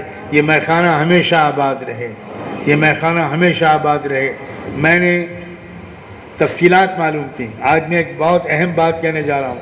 مجھے معلوم ہے کہ میرے بڑے بھائی کلیم بھائی شاید مجھ سے راضی بھی نہ ہوں, وہ مجھ سے شکایت کریں کہ تم نے یہ سب بات کیوں کہہ دی, لیکن میں متفکر رہتا ہوں کہ بھائی مولانا عبد المومن چلے گئے جو روح رواں تھے, تو یہاں کا تعلیمی معیار اور یہاں کے اخراجات اس سلسلے میں کوئی پریشانی تو نہیں ہو رہی ہے. مدرسے کا خرچ ہے, مسجد کا خرچ ہے, آنے والے مہمانوں کا تو یہ حضرات کبھی مدرسے پر ڈالتے ہی نہیں, سوال ہی نہیں پیدا ہوتا, ہمیشہ اپنے گھر سے انتظام کرتے ہیں. اللہ ہمیشہ اس گھر کو آباد رکھے. لیکن میں نے ایک بڑے بھائی کی حیثیت سے مجھے اچانک خیال ہوا, صرف پچھلے ایک ہفتے کی بات ہے, میں نے پتہ لگایا تو اللہ خوش رکھے فیصل کو. فیصل نے کبھی آج تک مجھ سے یہاں کے چندے کے لیے, یہاں کی مدد کے لیے, یہاں کے تعاون کے لیے کبھی نہیں کہا. جب میں نے بہت کوریدا تو اس نے آنکھیں نیچی کر کے کہا کہ چچا آپ کی توجہ کی ضرورت ہے. صرف یہ جملہ چچا آپ کی توجہ کی ضرورت ہے بس میرے دل پر تیر لگ گیا. میں نے کہا میں آ رہا ہوں 2 دن کے لیے, جمع کرو مجمع کو. میں آپ سب سے کہتا ہوں اس مسجد کے کسی سفیر کو کسی دروازے پر جانے کی اجازت نہ دیں. آپ کیا یہ کر سکتے ہیں؟ کیا آپ یہ کر سکتے ہیں کہ انشاءاللہ یہاں کی ذمہ داری ہم سنبھالیں گے, ہم سب سنبھالیں گے. آپ آ کر خود پوچھئے. حضرت مولانا الیاس رحمۃ اللہ علیہ فرمایا کرتے تھے کہ میرا دل اس محنت کے ذریعے یہ چاہتا ہے کسی مدرسے کا سفیر رمضان کے مہینے میں جو ذکر و اعتکاف کا مہینہ ہے وہ بمبئی اور کلکتے کی سڑکوں پر اپنے چپل پرانی نہ کرے اور سیٹھوں کے دروازے پر ذلیل نہ ہو, بلکہ مالدار لوگ جن کو اللہ نے 4 پیسے دیے ہیں وہ خود مدرسوں میں جائیں اور مدرسوں کے محتمیم صاحبان سے یہ کہیں کہ آپ کے مدرسے کا سالانہ خرچ کتنا ہے, آپ ہم کو بتائیے. ہم گھر گھر جا کر چندہ لائیں گے, ہم دکان دکان جا کر جائیں گے. علماء حفاظ بجائے اس کے کہ وہ مسجد میں اعتکاف کریں, ہماری تربیت کریں, ہم پر لعنت ہے اگر آپ چھوڑ کر آپ کو سڑکوں پر جانا پڑے. میں اس رشتے کی وجہ سے جو مجھے سنبل سے ہے, اس لہجے میں آج میں یہاں بات کر رہا ہوں کہ میں نے آج تک اپنے مرکز کے لیے بھی کبھی اس طرح بات نہیں کی. میں یہاں کے لیے کہہ رہا ہوں, میں آپ سب سے درخواست کرتا ہوں آج آپ یقین دلائیے مولانا عبد الملک کو, مولانا مہیمن کو, مولانا فیصل کو, ہماری ان تمام اعزاء کو یہ یقین دلائیے کہ آپ کو فکر کرنے کی ضرورت نہیں ہے. کہیے آپ لوگ ساتھ دیجئے, پوچھئے. اس محفل کے بعد بھی جائیے مت, کہیے کہ ہم لوگ کیا مدد کر سکتے ہیں. ہم غلہ لائیں گے, ہم چاول لائیں گے, سال بھر کا چاول ہم جمع کر دیں گے, ہم سال بھر کے لیے مختلف ضرورت کی چیزیں جمع کر دیں گے. اس کو بہت بڑا ادارہ بنانا ہے. کہیے انشاءاللہ یہ ایک بہت بڑا ادارہ بنے, پورے علاقے کا مرکز بنے, دینی اور دنیاوی تعلیم دونوں یہاں پر ہو. آج ہمارے عزیز ساجد نے بھی مجھ سے کہا ہے کہ انشاءاللہ ہم سنبل میں آپ کی نگرانی میں جنہیں مجھ سے کہا ایک بہت بڑا ادارہ قائم کرنے کا عزم رکھتے ہیں. یہ میرے ٹکڑے ہیں جگر کے, یہ میری بزرگوں کی امانت ہیں. اللہ مجھے اتنی زندگی دے دے کہ میں ان کے ہاتھ پاؤں مضبوط کر کے کچھ ان کے ذریعے کچھ بڑا کام شروع کروا سکوں. کام تو یہی کریں گے, اب تو میں بوڑھا اور کمزور ہو گیا, لیکن نام میرا بھی ہو جائے گا, ہاتھ میرا بھی لگ جائے گا. اللہ تبارک و تعالیٰ آپ سب کے درجے بلند کریں. آخر میں ایک بات میں اور کہنا چاہتا ہوں.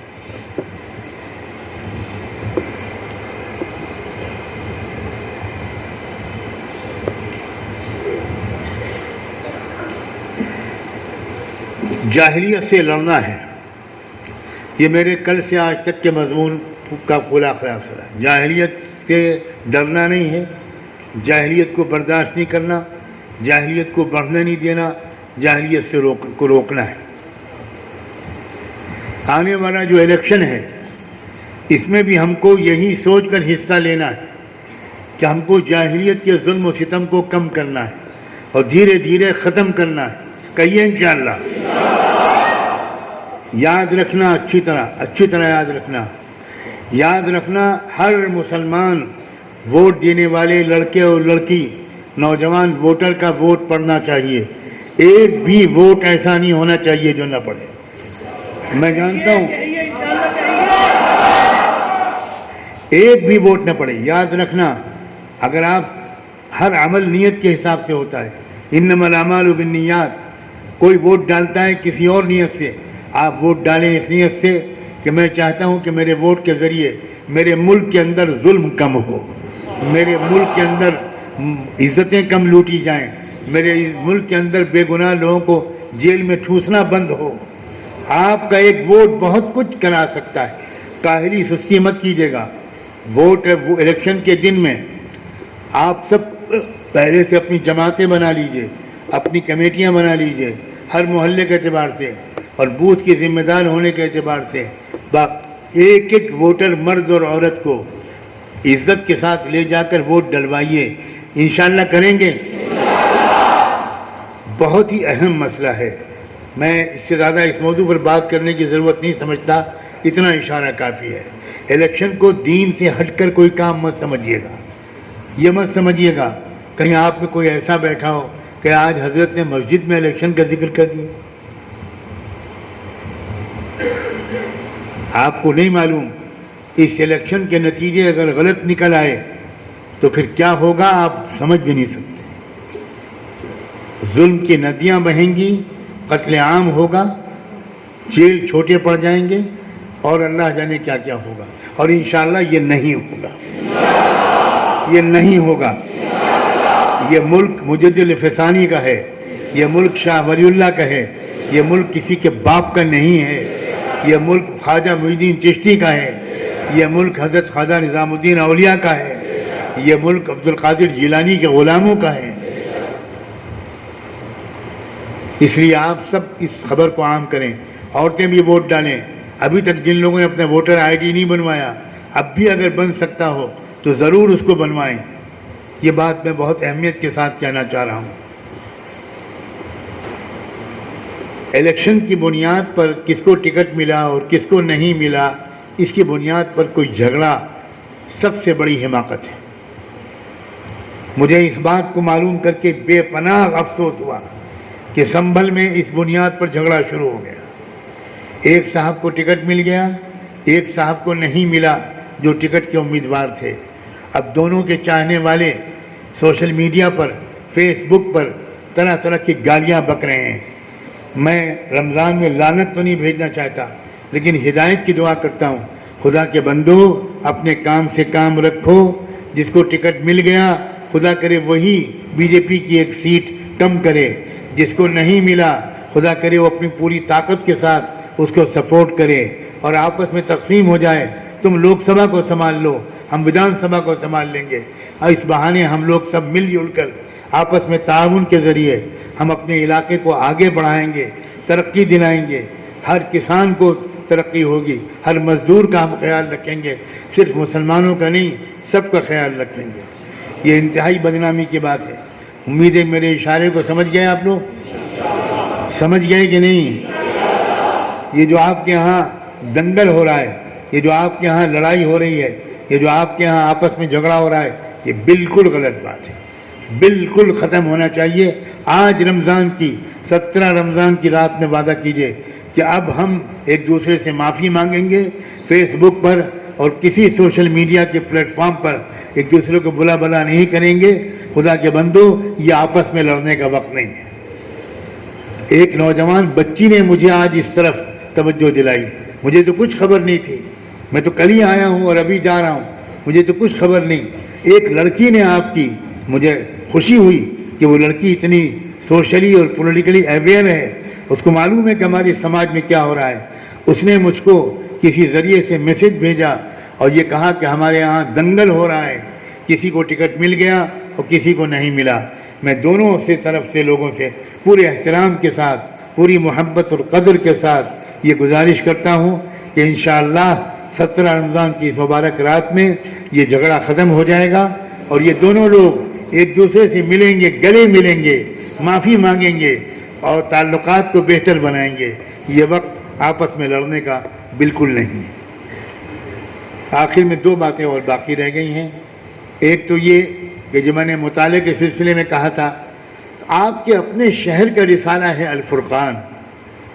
آپ سوچیں 90-91 سال سے یہیں کے وہ فرد تھے حضرت مولانا محمد منظور نعمانی، جنہوں نے الفرقان رسالہ نکالا تھا 1933-34 میں۔ آج 91 سال سے زیادہ ہو گیا کہ وہ رسالہ نکل رہا ہے۔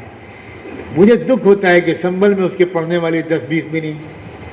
یہاں تو 100, 200, 300, 400 الفرقان آنا چاہیے. اور میں اپنے عزیز بچوں سے یہ کہوں گا کہ وہ الفرقان کو زیادہ سے زیادہ یہاں پھیلائیں، اس کا تعارف کرائیں، الفرقان زیادہ منگوائیں، لوگ الفرقان کے خریدار بنیں. یہ مدرسہ بھی الحمدللہ ترقی کے منازل طے کر رہا ہے. اللہ کرے کہ اور زیادہ تیز رفتاری کے ساتھ بہت بلند معیار کی تعلیم بھی ہو یہاں اور تربیت بھی ہو. اپنی دعاؤں میں، اپنی تمناؤں میں، اپنے جذبات میں اللہ کے واسطے فلسطین کو نہ بھولنا، مسجد اقصیٰ کو نہ بھولنا، غزہ کو نہ بھولنا، کتائب القسام کو نہ بھولنا، مجاہدین کو نہ بھولنا، حماس کو نہ بھولنا. یہ ہیں اصلی ایمان والے، یہ اصلی ایمان والے ہیں. ایمان سیکھنا ہو تو ان سے سیکھو، بہادری سیکھنا ہو تو ان سے سیکھو، وفا سیکھنا ہو تو ان سے سیکھو، سخاوت سیکھنی ہو تو ان سے سیکھو. سلام بھیجتے ہیں ہمیں ان ماؤں پر جو اپنے بچوں کی جنازوں کی پیشانی پر بوسہ لے کے کہتی ہیں جاؤ بیٹا، اسی دن کے لیے میں نے تم کو پالا تھا، جاؤ جاؤ، میں شہید کی ماں ہوں، تم نے مجھے تمغہ پہنا دیا. کیا عورتیں ہیں، کیسے چھوٹے چھوٹے بچے ہیں، کیسی بچیاں ہیں. آج تو سوشل میڈیا کی برکت سے ہم بیٹھے تصاویر دیکھ رہے ہیں، حالانکہ مجھے ڈر لگتا ہے دیکھتے دیکھتے کہیں ہم بے حس نہ ہو جائیں. ان تصویروں کو دیکھنے کے بعد ہماری آنکھوں سے آنسو نہیں، خون کے قطرے بہنے چاہیے. ہمیں سجدے میں گر جانا چاہیے. یا رب الغزاة والمجاہدین، اے اللہ ان مجاہدین کی مدد فرما، ان مظلومین کی مدد فرما، ان یتیموں کا پرورش فرما، ان بیواؤں کی حفاظت فرما، ان نوجوانوں کو اے اللہ ہمیں ان سے کچھ سبق لینے کی توفیق عطا فرما. جس وقت ہم لوگ مزے مزے کی سحری کھا رہے ہوتے ہیں، مزے مزے سے افطاری کر رہے ہوتے ہیں، دعوتیں کر رہے ہوتے ہیں، وہاں ٹکڑے ٹکڑے ان کے ہو رہے ہوتے ہیں، بوٹی بوٹی ان کی سڑک پر بپھر رہی ہوتی ہے.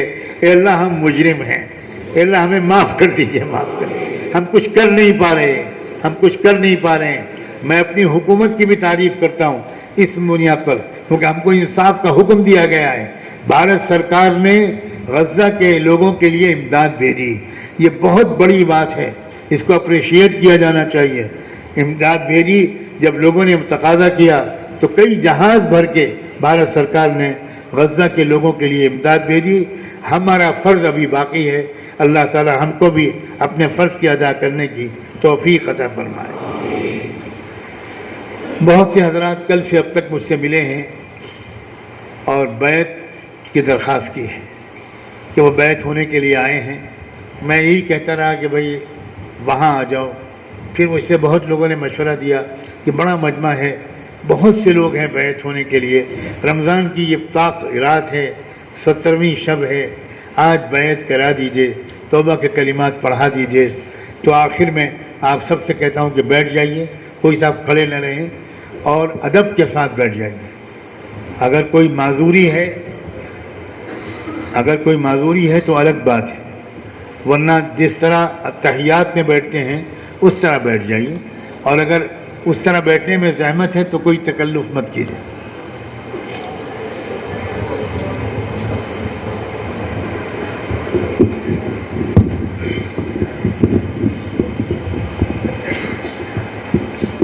باہر جو حضرات کھڑے ہیں وہ بھی اتحیات کی حالت میں بیٹھ جائیں. باہر جو حضرات کھڑے ہیں وہ بھی اتحیات کی حالت میں بیٹھ جائیں.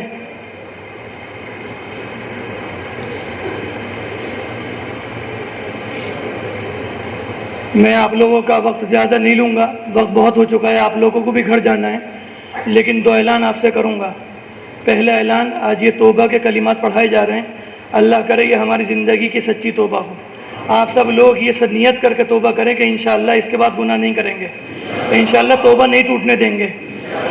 پکا یقین دلائیے، حضرت کو نہیں اللہ کو یقین دلائیے. اللہ سے کہیے اللہ یہ آخری توبہ ہے، اللہ آخری توبہ ہے، ایک بار اور موقع دے دیجئے. اللہ کو پکا یقین دلا کر یہ توبہ کیجئے کہ اس کے بعد یہ توبہ ٹوٹنی نہیں چاہیے. میں بھی عہد کرتا ہوں، آپ بھی عہد کریں. اور دوسرا اعلان آپ سے کرتا ہوں، آپ کو اللہ کا واسطہ دے کر حضرت کی عمر کے لیے دعا کیجئے. حضرت کی عافیت کے لیے دعا کیجئے اور صحت کے لیے دعا کیجئے. میں آپ کے پاؤں پکڑ کر کہنے کو تیار ہوں حضرت کی عمر کے لیے دعا کیجئے. جزاکم اللہ احسن الجزا.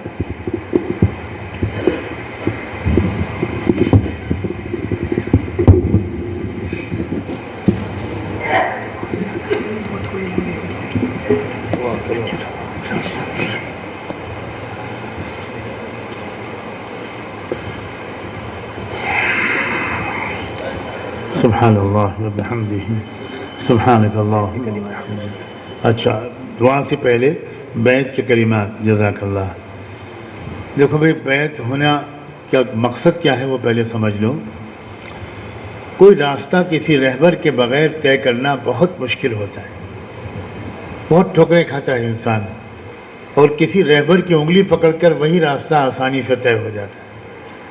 اگر اسلام پر چلنا ہے کسی رہبر کی انگلی پکڑ کر تو بڑا آسان ہے، اور اگر رہبر کی انگلی نہ پکڑی تو پھر بہت مشکل ہے. قدم قدم پر ٹھوکریں، قدم قدم پر غلطیاں اور گناہ. اس لیے بیعت ہونے کا مقصد ہے کہ آج ہم یہ فیصلہ کر رہے ہیں کہ آج سے ہم نے اللہ کے اس بندے کو اپنا رہبر بنا لیا، اور اس رہبر کی انگلی پکڑ کر ہم شریعت اور سنت کے راستے پر چلنے کی کوشش کریں گے، گناہوں سے بچنے کی کوشش کریں گے، اور اپنی جو روحانی بیماریاں یا خرابیاں یا کمزوریاں ہیں وہ جیسے ہم اپنی بیماریوں کو ڈاکٹر سے نہیں چھپاتے، اسی طرح اس رہبر سے نہیں چھپائیں گے. ہم بتا دیں گے کہ ہمارے اندر غصے کی بیماری ہے، ہم بتا دیں گے کہ ہمارے اندر لالچ کی بیماری ہے، ہم بتا دیں گے کہ ہمارے اندر مال کی محبت ہے، شہرت کی محبت ہے، آنکھوں پر قابو نہیں ہے، زبان پر قابو نہیں ہے. تو رہبر کا مطلب یہ ہوتا ہے کہ آدمی ڈاکٹر کی طرح اپنی روحانی بیماریاں بتائے، اور وہ رہبر جو علاج بتائے، جو نسخہ بتائے، جو پرہیز بتائے، اس نسخے پر عمل کرے. بس یہ ہے مقصد.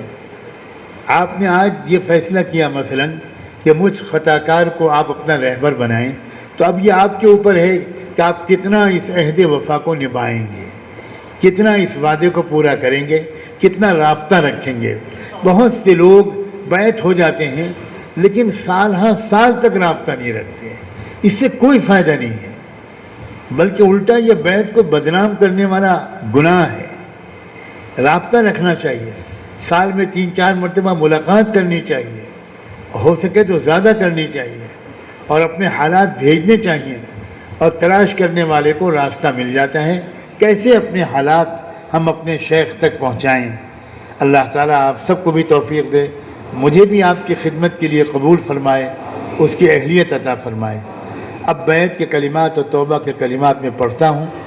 آپ سب لوگ جو پہلے بیعت ہو چکے ہیں کسی سے، وہ صرف توبہ کی نیت سے ان کلمات کو دہرائیں، بیعت نہ کریں. اگر وہ مجھ سے بیعت ہو چکے ہیں یا آج مجھ سے بیعت ہونا چاہتے ہیں تو وہ توبہ اور بیعت دونوں نیتوں کے ساتھ ان کلمات کو دہرائیں جو میں ابھی پڑھنے جا رہا ہوں. بات سمجھ میں آ گئی؟ بسم اللہ الرحمن الرحیم. لا الہ الا اللہ محمد الرسول اللہ صلی اللہ علیہ وسلم.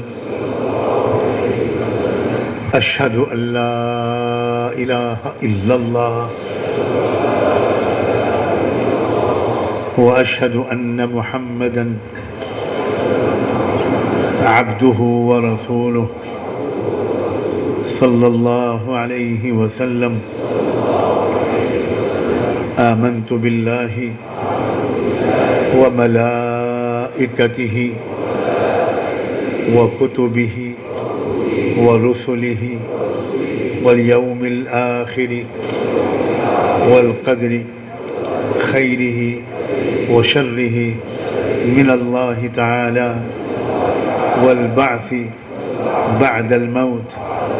آمنت باللہ کما ہوا بأسمائہ وصفاتہ وقبلت جمیع احکامہ اقرارا باللسان وتصديقا بالقلب استغفر الله ربي من كل ذنب واتوب اليه استغفر الله ربي من كل ذنب واتوب اليه. اللہ تعالی ہم سب کی توبہ کو قبول فرما لے اور اللہ ہم سب کو اس عہد پر قائم رہنے کی توفیق عطا فرمائے. اب ذرا معمولات سن لیں. کیا معمولات آپ کو کرنے ہیں، کیسا آپ کو اللہ کا ذکر کرنا ہے. سب سے پہلا سبق آپ کو میں دے رہا ہوں. جس طرح ہمارے بدن میں اعضاء ہوتے ہیں، جگر ہے، ذرا لائٹ جلا دو دعا کے وقت. لائٹ جلا دو بھائی. جس طرح بدن میں اعضاء ہوتے ہیں، دل ہے، گردے ہیں، جگر ہے، ہاتھیں ہیں، معدہ ہے، پھیپھڑے ہیں، ویسے ہی ہماری روح جو ہے، جو پورے بدن میں ہے، سر کے بالوں سے لے کر پیروں کے ناخنوں تک، اس روح کے خاص خاص مقامات ہیں. تو سب سے پہلا مقام اس روح کا لطیفہ قلب ہے. جو آپ کا جو دل ہے، بائیں سینے کے، اس کے نیچے یہ لطیفہ قلب کی جگہ ہے. سمجھ گئے نا؟ بائیں سینے کے نیچے تھوڑا سا بائیں طرف کو، اس جگہ پر لطیفہ قلب ہے، یعنی روحانی دل ہے. آپ کو کرنا یہ ہے روزانہ کہ سب سے پہلے آپ کو اللہ سے یہ دعا مانگنی کہ اللہ میرے روحانی دل پر اپنی رحمت اتار دیجیے، میرے لطیفہ قلب پر اپنی رحمت اتار دیجیے. اس کے 1-2 منٹ یہ دعا مانگنے کے بعد آپ فوراً یہ محسوس کریں کہ اللہ کی رحمت آنے لگی، میرے دل میں سما رہی ہے اور میرے دل کی تمام گندگیاں دور ہو رہی ہیں اور میرا دل خوشی اور شکر کے جذبے سے کہہ رہا ہے اللہ اللہ اللہ اللہ اللہ اللہ اللہ. زبان سے کچھ نہیں کہنا، زبان بالکل خاموش رہے. ایسا آپ تصور کیجئے کہ دل کہہ رہا ہے اللہ اللہ اللہ اللہ. آنکھیں بند کر لیجئے، گردن کو جھکا لیجئے، دماغ کی پوری توجہ دل کی طرف لگا دیجئے. ادھر ادھر سب طرف سے ہٹ کٹ کر صرف ایک ہی بات سوچئے کہ میرا دل کہہ رہا ہے اللہ اللہ اللہ اللہ اللہ اللہ اللہ اللہ اللہ. تو جب آپ یہ کریں گے نا تو آپ کو شروع میں تو ذرا کچھ پتہ نہیں چلے گا، لیکن جیسے ہی آپ کو دل کے اندر سے اللہ اللہ کی آواز آپ کے دل کے کان سننا شروع کریں گے، رب کعبہ کی قسم ایسی لذت آپ کو آئے گی کہ زندگی میں کبھی ایسا مزہ نہیں آیا ہو. عجیب سرور کی کیفیت ہے. یہ پہلا سبق ہے.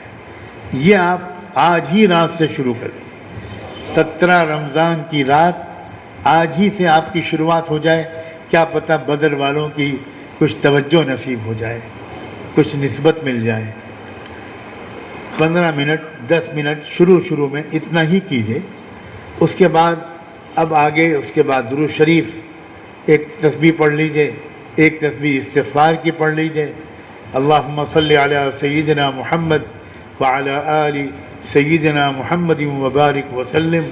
استغفر اللہ ربی من کل ذنب واتوب الیہ. ایک پارہ تلاوت. یہ 4 چیزیں ہیں جو روزانہ کرنی ہیں.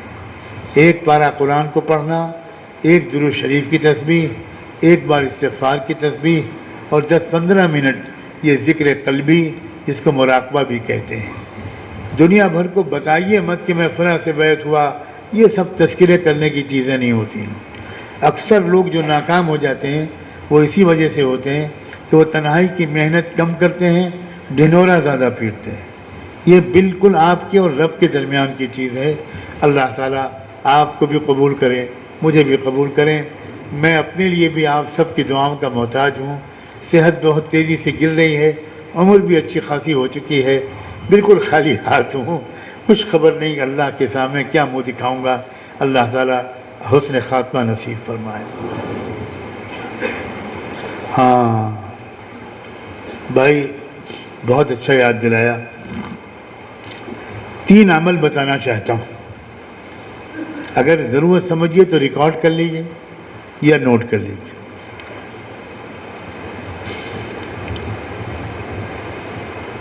روزانہ فجر کی نماز کے بعد 3 بار سورہ مزمل، صرف 3 بار سورہ مزمل پڑھ لیجیے، اور یہ دعا مانگیے کہ بیت المقدس سے لے کر ہمارے ملک تک اے اللہ ہر جگہ پورے عالم میں انصاف اور امن قائم کر دیجیے۔ دوسرا عمل 2 رکعت صلاۃ الحاجت پڑھیے، 2 رکعت نفل پڑھیے صلاۃ الحاجت کی نیت سے، جس وقت میں بھی آپ پڑھنا چاہیں، اور اس میں پہلی رکعت میں سورہ فاتحہ کے بعد 10 بار سورہ کافرون، قل یا ایھا الکافرون، یہ ایک بار پڑھنے کے بجائے 10 بار پڑھنا ہے۔ اس کے بعد دوسری رکعت میں جب کھڑے ہوں تو پھر ایک بار سورہ فاتحہ کے بعد سورہ قل ھو اللہ احد، یہ بھی 10 بار۔ پہلی رکعت میں کون سی صورت ہیں؟ قل یا ایھا الکافرون، اور دوسری رکعت میں قل ھو اللہ احد۔ یہ 2 رکعت نماز کلام پھرنے کے بعد قبلہ اول کے لیے، مسجد اقصیٰ کے لیے، فلسطین کے لیے رو رو کر دعا کیجیے، انشاءاللہ زبردست نفع ظاہر ہوں گے۔ اور شام کے وقت میں یا جس وقت میں بھی آپ چاہیں دوسری 2 رکعت صلاۃ الحاجت پھر سے پڑھیں، دونوں ایک ہی وقت میں پڑھ سکتے ہیں 2 کر کے، یا ایک صبح کر لیں ایک شام کر لیں، جو وقت آپ کو سوٹ کرے۔ اس میں بھی اسی طرح پہلی رکعت میں 10 مرتبہ سورہ کافرون، اور دوسری رکعت میں 10 مرتبہ سورہ قل ھو اللہ احد۔ اور اس بار جو پڑھیں تو ہمارے اپنے ملک کے امن و شانتی کے لیے، یہاں امن ہو، یہاں انصاف ہو، یہاں کسی پر ظلم نہ ہو، اس کے لیے دعا مانگیں۔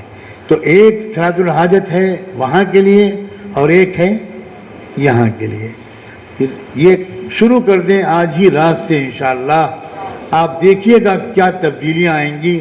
اللہ کے ہاتھ میں سب کچھ ہے، سب کچھ ہے اللہ کے ہاتھ میں، ہم بدل گئے ہیں، اللہ نہیں بدلا۔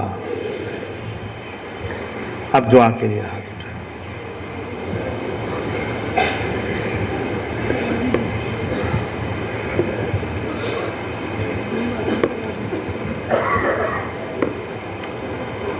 سبحان اللہ وبحمدہ، سبحانک اللہم نشہد ان لا الہ الا انت نستغفرک ونتوب۔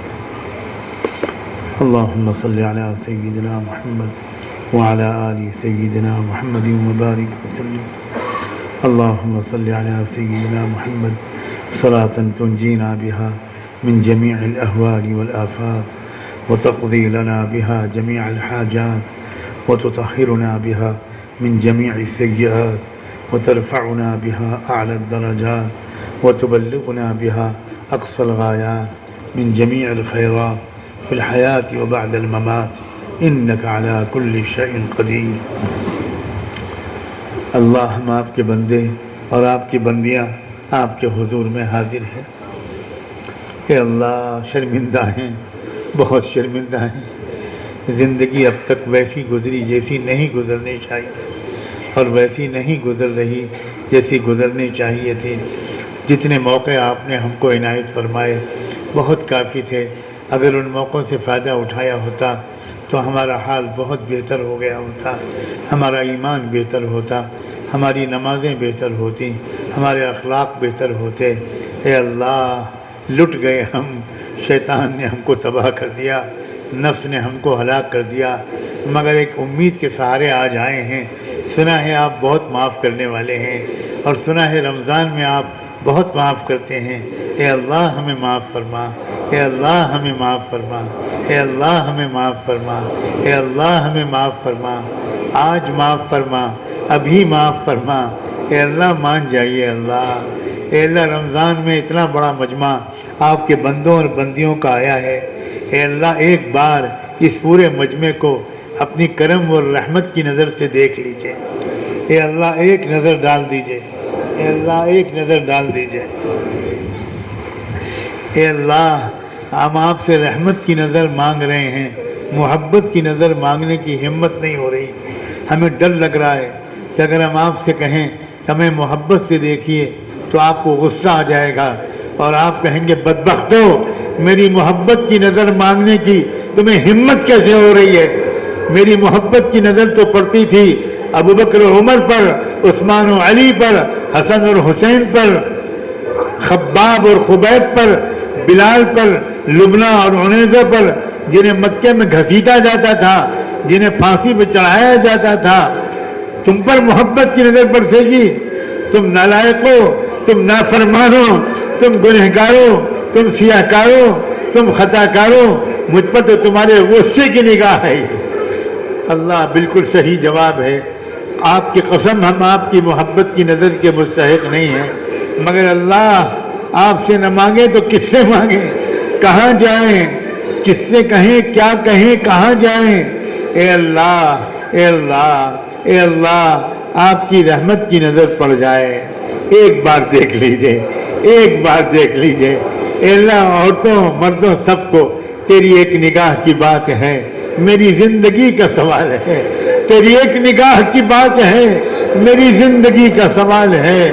تیری ایک نگاہ کی بات ہے، میری زندگی کا سوال ہے. مجھے اپنی پستی کی شرم ہے، تیری رفعتوں کا خیال ہے. میں اپنے دل کو کیا کروں، اسے پھر بھی شوق وصال ہے، اسے پھر بھی شوق وصال ہے.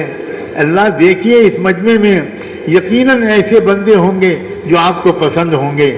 اس میں علماء بھی ہیں، اس میں حفاظ بھی ہیں، اس میں حجاج بھی ہیں، اس میں عمرہ کرنے والے بھی ہیں، ان میں غریبوں کی مدد کرنے والے بھی ہیں، ان میں مدرسے چلانے والے بھی ہیں، ان میں مدرسوں کی خدمت کرنے والے بھی ہیں، اور ان میں وہ نوجوان بھی ہیں سینکڑوں کی تعداد میں جو بڑی مشکل سے اپنے آپ کو گناہوں سے بچانے کی کوشش کر رہے ہیں. اے اللہ، اے اللہ، جس کی آمین پسند ہو، جس کے آنسو پسند ہوں، اسی کی آمین کی طفیل آج ہم سب کو معاف فرما، آج ہم سب کو معاف فرما. اللہ آج مان جائیے، اللہ آج مان جائیے. اللہ ہم آپ کو منانے آئے ہیں. اللہ، اللہ آپ کہاں ہیں؟ اللہ، اللہ ہم آپ کو ڈھونڈنے آئے ہیں. اے اللہ ہم کو کسی نے بتایا آج رات آپ مل جائیں گے، انجمن کی مسجد میں مل جائیں گے. اللہ بوڑھے بھی آ گئے، مرد بھی آ گئے، تندرست بھی آ گئے، بیمار بھی آ گئے، نوجوان بھی آ گئے، عورتیں بھی آ گئیں. اے اللہ، گھر میں کوئی بیمار کو چھوڑ کر آیا ہوگا، کوئی عورت اپنے بچے کو چھوڑ کر آئی ہوگی. اے اللہ رحم کھا جائیے، اے اللہ رحم کھا جائیے، اے اللہ مان جائیے. اے اللہ ہمیں سزا مت دیجیے گا، اے اللہ ہمیں سزا مت دیجیے، ہم سے ناراض مت ہوئیے. آج ہم نے توبہ کی ہے، اللہ ہماری توبہ قبول فرما، اور اسی لمحے سے ہماری زندگی میں ایک انقلاب آ جائے، ایک تبدیلی آ جائے. اے اللہ نماز کے پابند بن جائیں، اے اللہ علم سیکھنے والے بن جائیں، ایمان و یقین کے بنانے والے بن جائیں، قرآن ترجمے کے ساتھ پڑھنے والے بن جائیں، قرآن کی تلاوت کرنے والے بن جائیں، ماں باپ کی آنکھوں کی ٹھنڈک بن جائیں. ہر شوہر بیوی کے لیے رحمت کا، محبت کا فرشتہ ہو. ہر بیوی شوہر کے لیے دل کے سکون کا سبب ہو. ہر بہو سسرال میں عزت کے ساتھ رہے، اور ہر داماد اپنے گھر کے تمام لوگوں کا خدمت گزار خیر خواہ بن جائے. ہمارے رشتہ داروں میں محبت کے تعلقات ہوں، اپنائیت کے تعلقات ہوں. یہ اللہ جھگڑے ختم کروا دیجئے، اے اللہ جھگڑے ختم کروا دیجئے، چاہے وہ سیاست کی وجہ سے ہوں، چاہے وہ کاروبار کی وجہ سے ہوں، چاہے وہ وراثت کی وجہ سے ہوں. ہمیں پیار محبت کے ساتھ رہنے کا طریقہ سکھا دیجئے. اے رب کریم، اللہ پورے عالم کے اندر عجیب اتھل پھتل ہے. اے اللہ آج کی رات غزوہ بدر کی رات ہے. اللہ استغیثون ربکم فاستجاب لکم انی ممدکم بألف من الملائکۃ مردفین. یا ربنا اغثنا، یا ربنا اغثنا، اغث اہل غزة العزة، اہل غزة الجریئة البریئة، اہل غزة المحروسة. اللہ غزہ والوں کی مدد فرما، فرشتوں کی جھنڈ کے جھنڈ نازل فرما. اللہ ملائکۃ مصومین ان پر نازل فرما.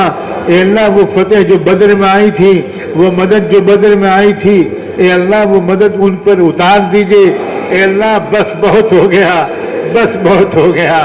تڑپتی ہوئی لاشیں, اے اللہ گوشت کے ٹکڑے, اے اللہ معصوم بچے, اے اللہ دیکھا نہیں جا رہا اور ہم بھارت کے مسلمان کچھ کر بھی نہیں پا رہے.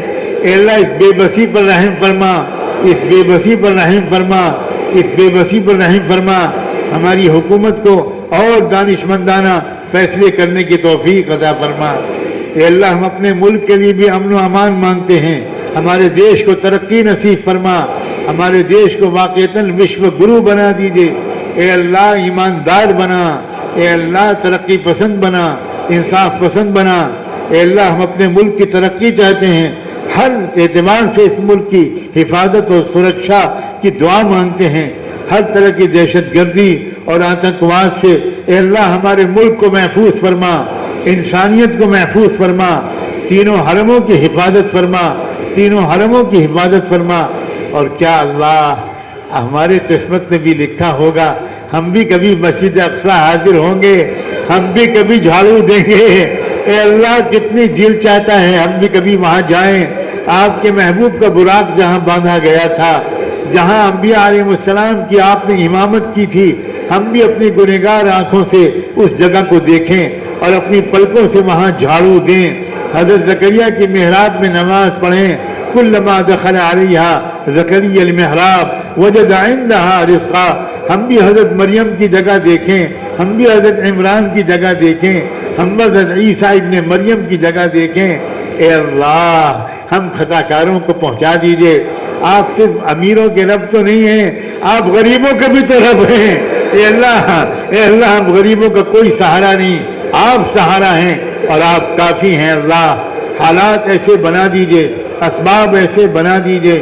اے اللہ جنگ بندی کو نافذ کروا دیجئے, جنگ ہمیشہ کے لیے ختم ہو جائے اور اے اللہ امن قائم ہو جائے اور انصاف قائم ہو جائے. آپ فیصلہ فرما دیجئے. للہ الامر من قبل و من بعد. فیصلہ کرنے والے آپ ہیں, آپ احکم الحاکمین ہیں, آپ ملک الملوک ہیں. قل اللہم مالک الملک تؤتی الملک من تشاء وتنزع الملک ممن تشاء وتعز من تشاء وتذل من تشاء بیدک الخیر انک علی کل شیء قدیر. اللہم اہدنا فیمن ہدیت وعافنا فیمن عافیت وقنا واصرف عنا برحمتك شر ما قضيت وقنا واصرف عنا برحمتك شر ما قضيت فإنك تقضي ولا يقضى عليك إنه لا يذل من واليت ولا يعز من عاديت تباركت ربنا وتعاليت. نستغفرك ونتوب إليك. اللهم عليك بأعدائك الصهاينة الصليبيين المشركين الذين يقاتلون أولياءك ويصدون عن سبيلك. اللهم شتت شملهم, اللهم شتت شملهم, اللهم مزق جمعهم, اللهم دمر ديارهم, اللهم نكس أعلامهم, اللهم زلزل أقدامهم, اللهم فل حدهم, اللهم خذهم أخذ عزيز مقتدر. اللهم أنقذ المسجد الأقصى من براثن الصهاينة, من براثن اليهود والصليبيين. اللهم انصر المجاهدين, اللهم انصر المجاهدين. اللهم فك عن أسر الفلسطينيين, اللهم فك عن أسراهم واشف مرضاهم واشف جرحاهم واغفر لشهدائهم. اے اللہ جو مانگا ہے وہ بھی دے دیجئے, جو نہیں مانگ سکے مانگنا چاہیے تھا وہ بھی عطا کر دیجئے. اے اللہ ایک بار ہم سب کو دیکھ لیجئے, آپ کا کچھ نہیں بگڑے گا, ہمارا کام بن جائے گا. اور اللہ آج تو دل چاہتا ہے کہ آپ کو یہ گنہگار بندہ اس پورے مجمع کو خوشخبری سنا دے, جائیں آپ سب کو اللہ نے معاف کر دیا, توبہ قبول کر لی, مغفرت مل گئی, مغفرت مل گئی, مغفرت مل گئی. گناہوں کو اللہ نے نیکیوں سے بدل دیا. اللہ ہمارے گمان کی لاج رکھ لیجیے گا. ایک آخری درخواست اور ہے, ہم سب خطا کاروں کے نام لے کر تاجدار مدینہ سرور کائنات محمد مصطفیٰ احمد مجتبیٰ ہمارے اب سب کے آقا رحمت دو عالم صلی اللہ علیہ وآلہ وسلم کی خدمت اقدس میں ہم سب کی طرف سے درود و سلام بھجوا دیجئے. ان پر اور ان کی آل پر، ان پر اور ان کے اہل بیت پر، صحابہ اور صحابیات پر، ازواج مطہرات پر، ذریت طیبہ پر اور ان کے نقش قدم پر چلنے والے تمام صالحین و صالحات پر اور انہی کے راستے پر جینے اور مرنے کی ہم سب کو توفیق عطا فرما۔ وصلی اللہ تعالی علی خیر خلقہ سیدنا محمد وعلی آلہ وصحبہ اجمعین برحمتک یا ارحم الراحمین۔